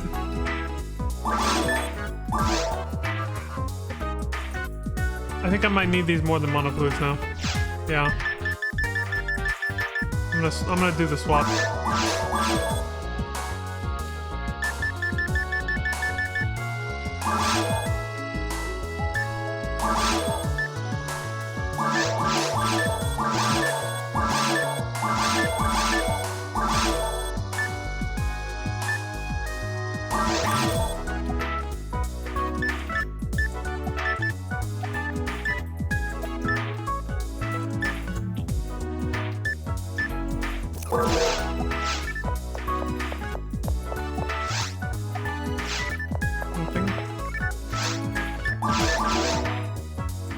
Chico's frying pan.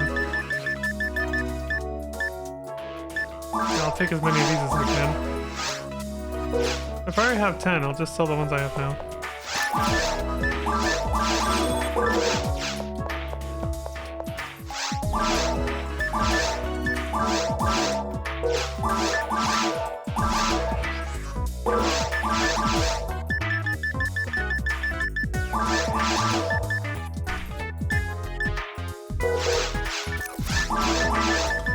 That sorts the items. Let's see if we have any duplicates here.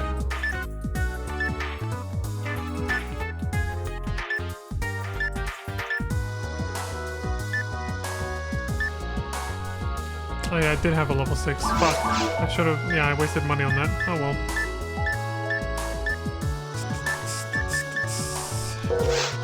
It is what it is.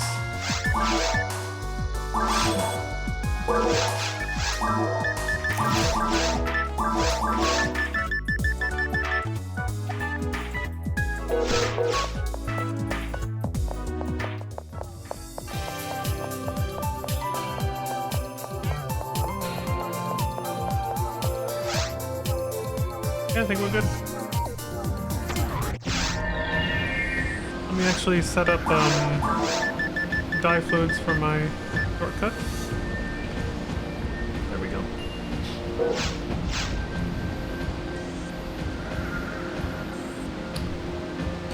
In the unlikely event that I die and fail, there's a shortcut back here.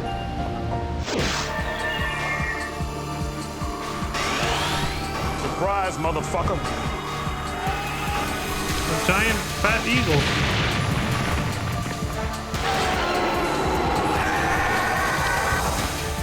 You bastard! You son of a... Oh, here we go.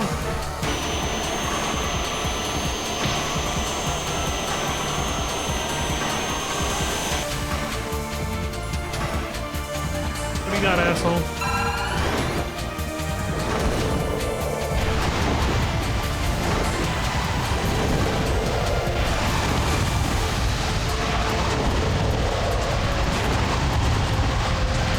Making tornadoes. Holy shit. He's pulling his car out. Jesus.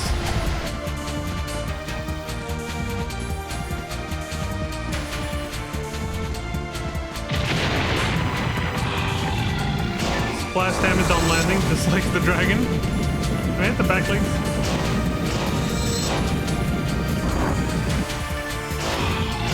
Yes, I can. Holy shit! That did a fuck ton of damage, my god!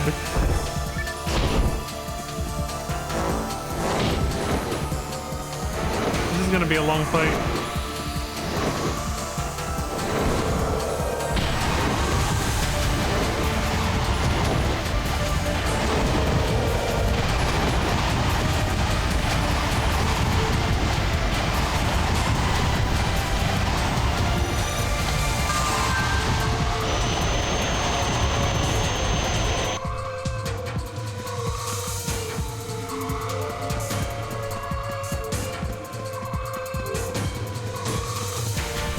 I'm gonna have to start blasting them while he's in the sky to speed things up.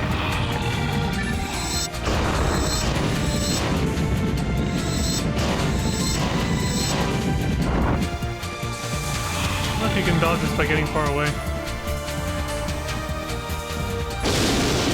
Yes, you can. Good. I was like, there's no way.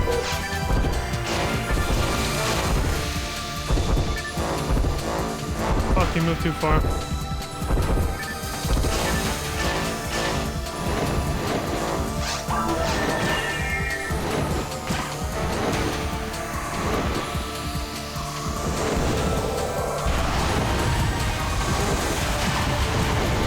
That ain't gonna do much.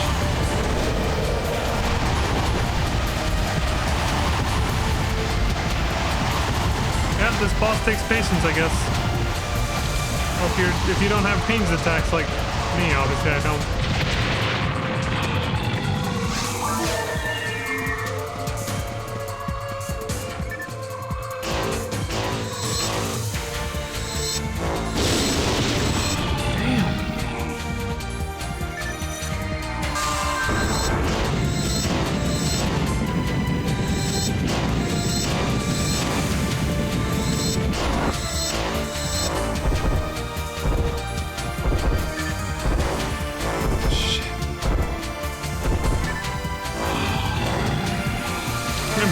much with each step.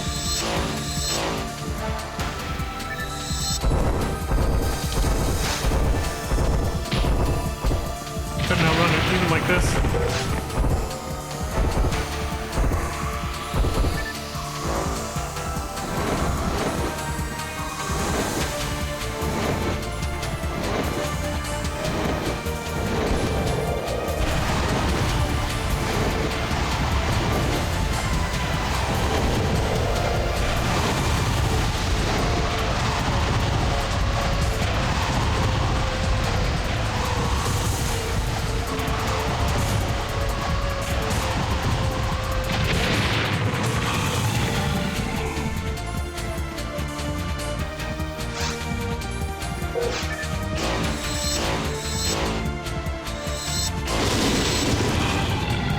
HP. Really? I was that lucky? Alright then.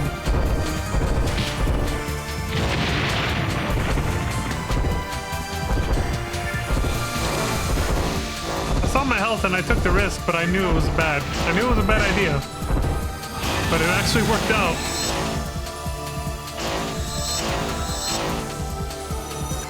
Just in case. Probably a good idea.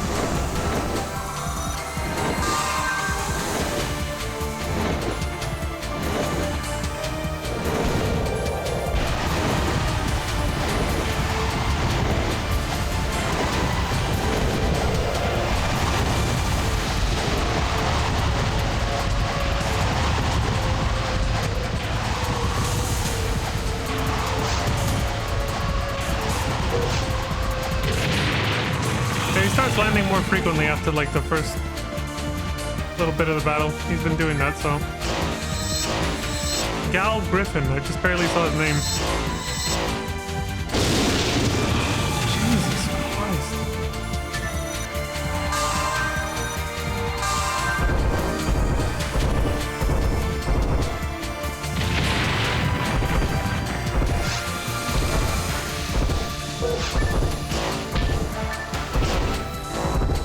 Gotta take the risk if I want to hit him while he's walking.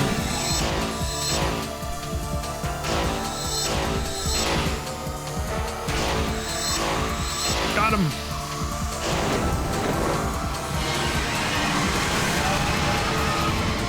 You bastard! Fuck! You son of a...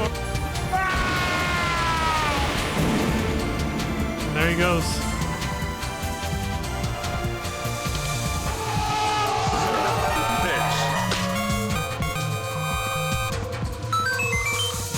All done. Whew. Some of these bosses have had some nasty surprises that I don't remember from 20 plus years ago.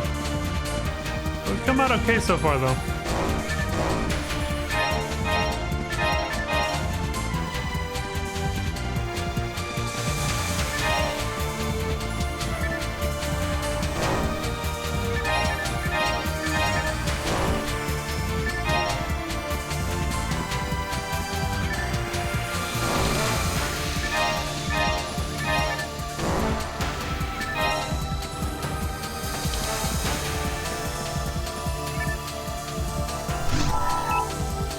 Transmission from Galdeval?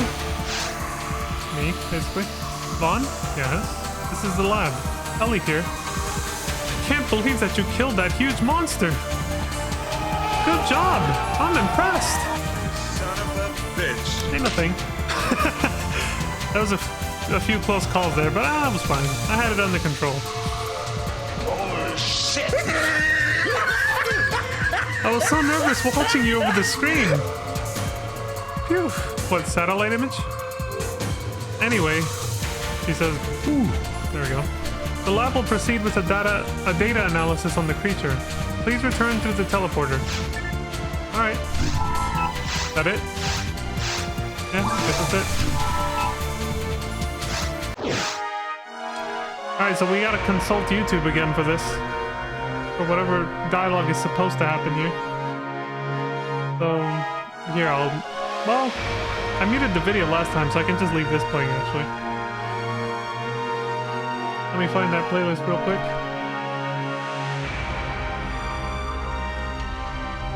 Oh shit, did I not save it? No, it'll still be in my history though. I don't think I did save it, but...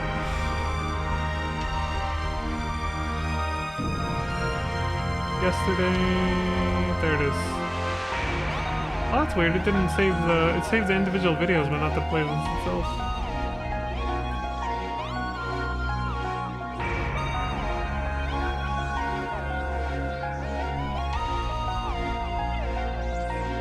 Phantasy Star.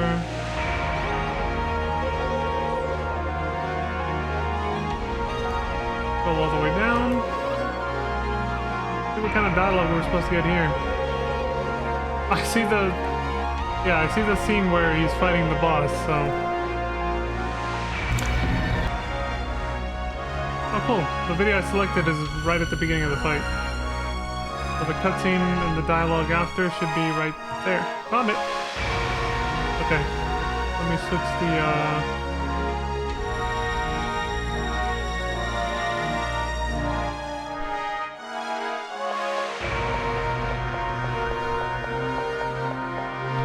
Let me switch the fucking, screen capture.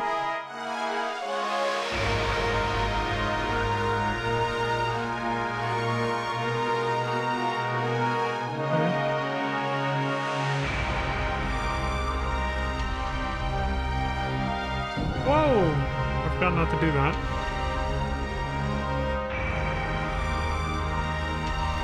Properties, capture this one down here.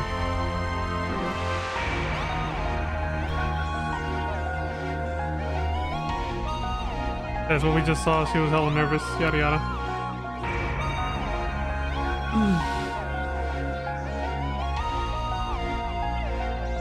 So the chief says, it's hard to believe such a huge altered beast wasn't found before.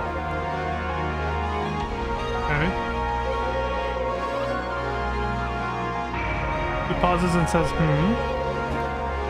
we need you to continue with the mission. Obviously. We pulled an unknown set of coordinates from the teleporter you used. To get to the cliffs, the last known coordinates from the cliff's teleporter. The coordinates with some highly unusual photon readings.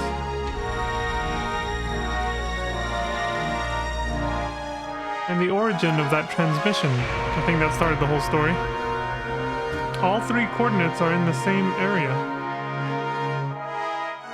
These coordinates are under the island, in the seabed. Under the sea, basically. There's no doubt that there's some sort of facility there. Going to the underwater Mako reactor. She pauses, like she heard my dumb joke, basically. She's just like... Bruh. Hunter Flade, or in this case Vaughn, for me. Says your name, basically. Please continue with the mission. What does the assistant officer guy say? He says, we think what you encountered at the cliff. The giant creature is a mutation or an altered beast. Okay. This conclusion is based on local data from Cal. And data on the mutant life forms in Regal's underground.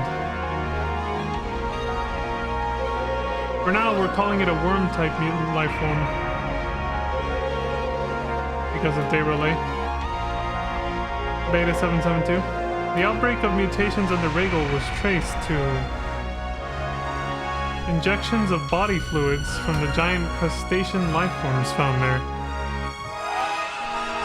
I mean, if you thought I wasn't gonna play that sound effect after he said that. For the injections of bodily fluids, man, are you kidding me? Keep them away. From the giant crustacean life forms found there.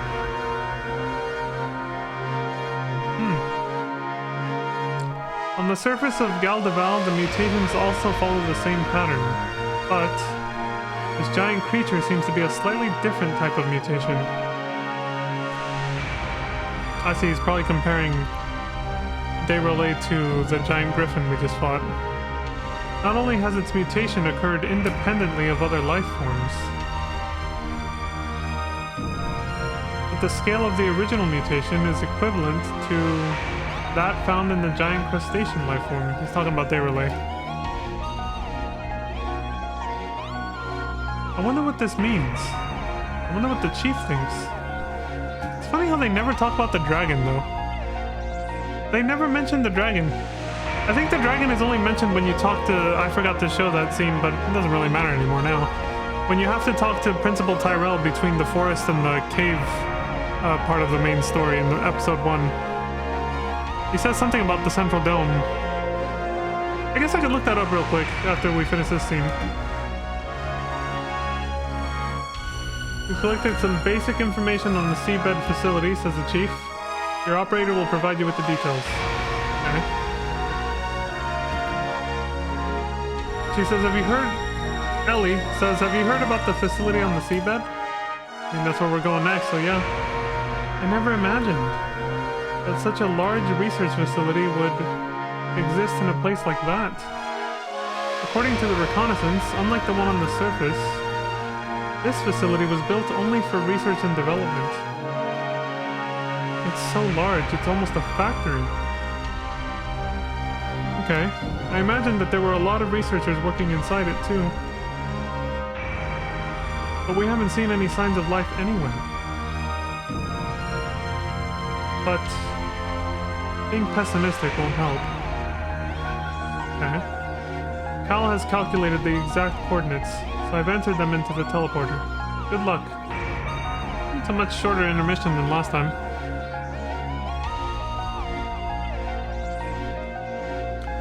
What else happens? That's it. So here they just go straight into the next stage. Let's see. Seabed upper levels. Yeah, that's our next destination. Alright, real quick. I do need to satisfy... I can actually turn the music down for this. I do need to see... Background music... 0. I am kind of curious about what we missed Principal Tyrell saying between the cave... Between the forest and cave zone in the first episode. We're eventually going to see it when I play through on hard mode using the classic account. But...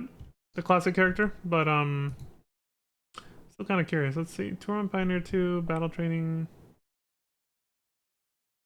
Oh yeah, he did all the side quests like me, so he played the game thoroughly. To make it easier to find this.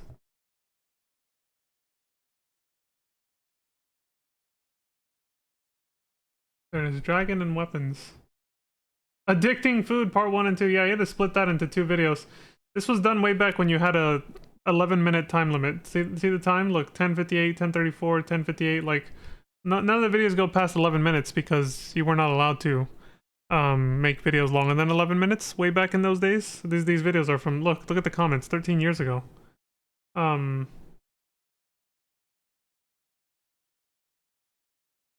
remember those days. Oh yeah, loading screens. I can reactivate those.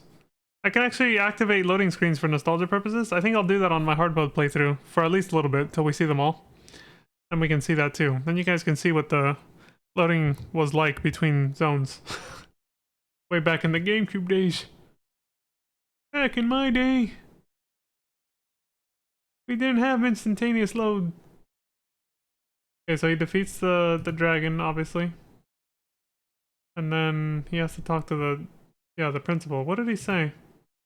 Because they never really talk about the dragon. They only the story always only focuses on Dayrolay, the fucking giant centipede crustacean thing.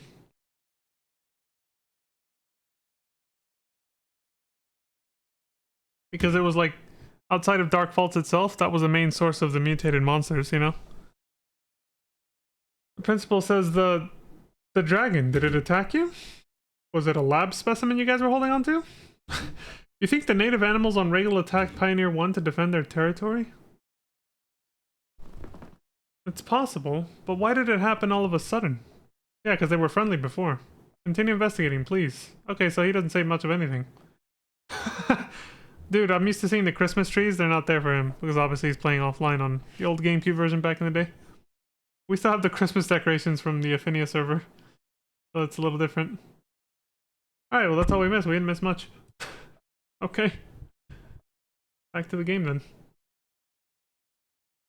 Interesting how YouTube videos go blurry when you click out of the window. I come back to Streamlabs OBS and I can see it on the preview just become blurry all of a sudden. Wonder why they did that.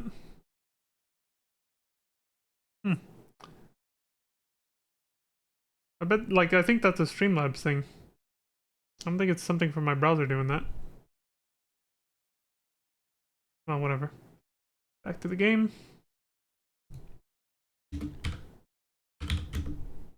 6. There we go.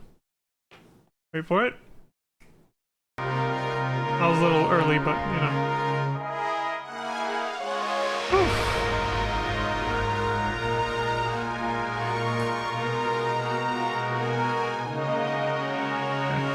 Alright folks, well, there's the intermission scene. When we come back next time, we'll go straight into the seabed, the final dungeon for the game. Unless, I need to check, can we actually do Ellie's side quest now? I wonder if that one's actually post-game, or if it's, or if we just had to complete the central control area. I'm gonna check this real quick. Well, let me sell my shit. Let me do some character magic first. Part of any decent RPG is having to do that shit.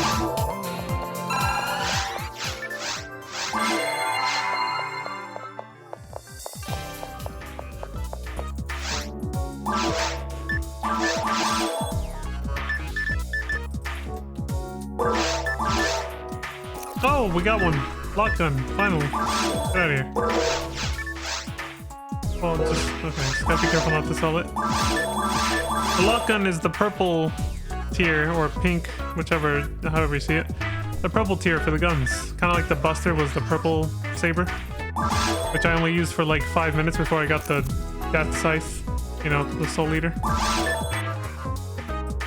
Death Scythe was always such a cool name. A really cool Gundam from Gundam Wing.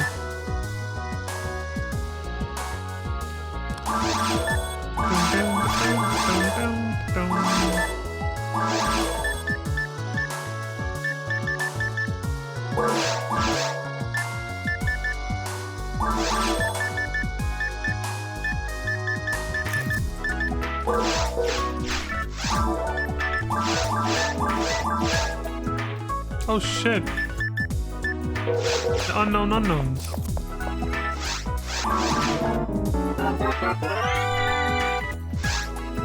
Master's lock gun. Extremely high performance small gun steals 8% of an enemy's experience.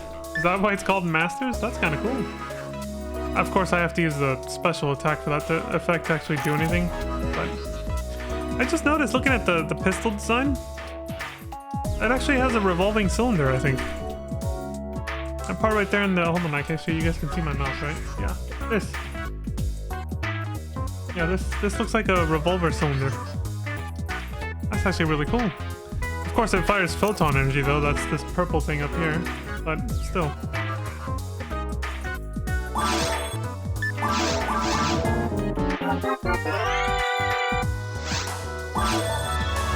I might have found some lock guns before that were unknown and I just stupidly sold them. Didn't pay attention.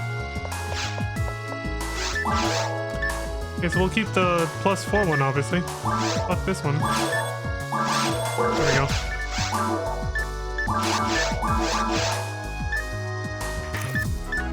Hell yeah.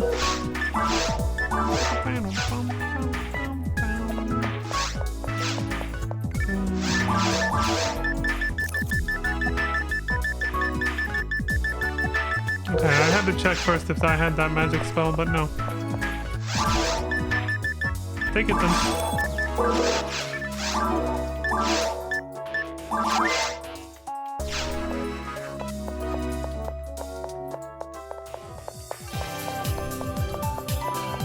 Whew.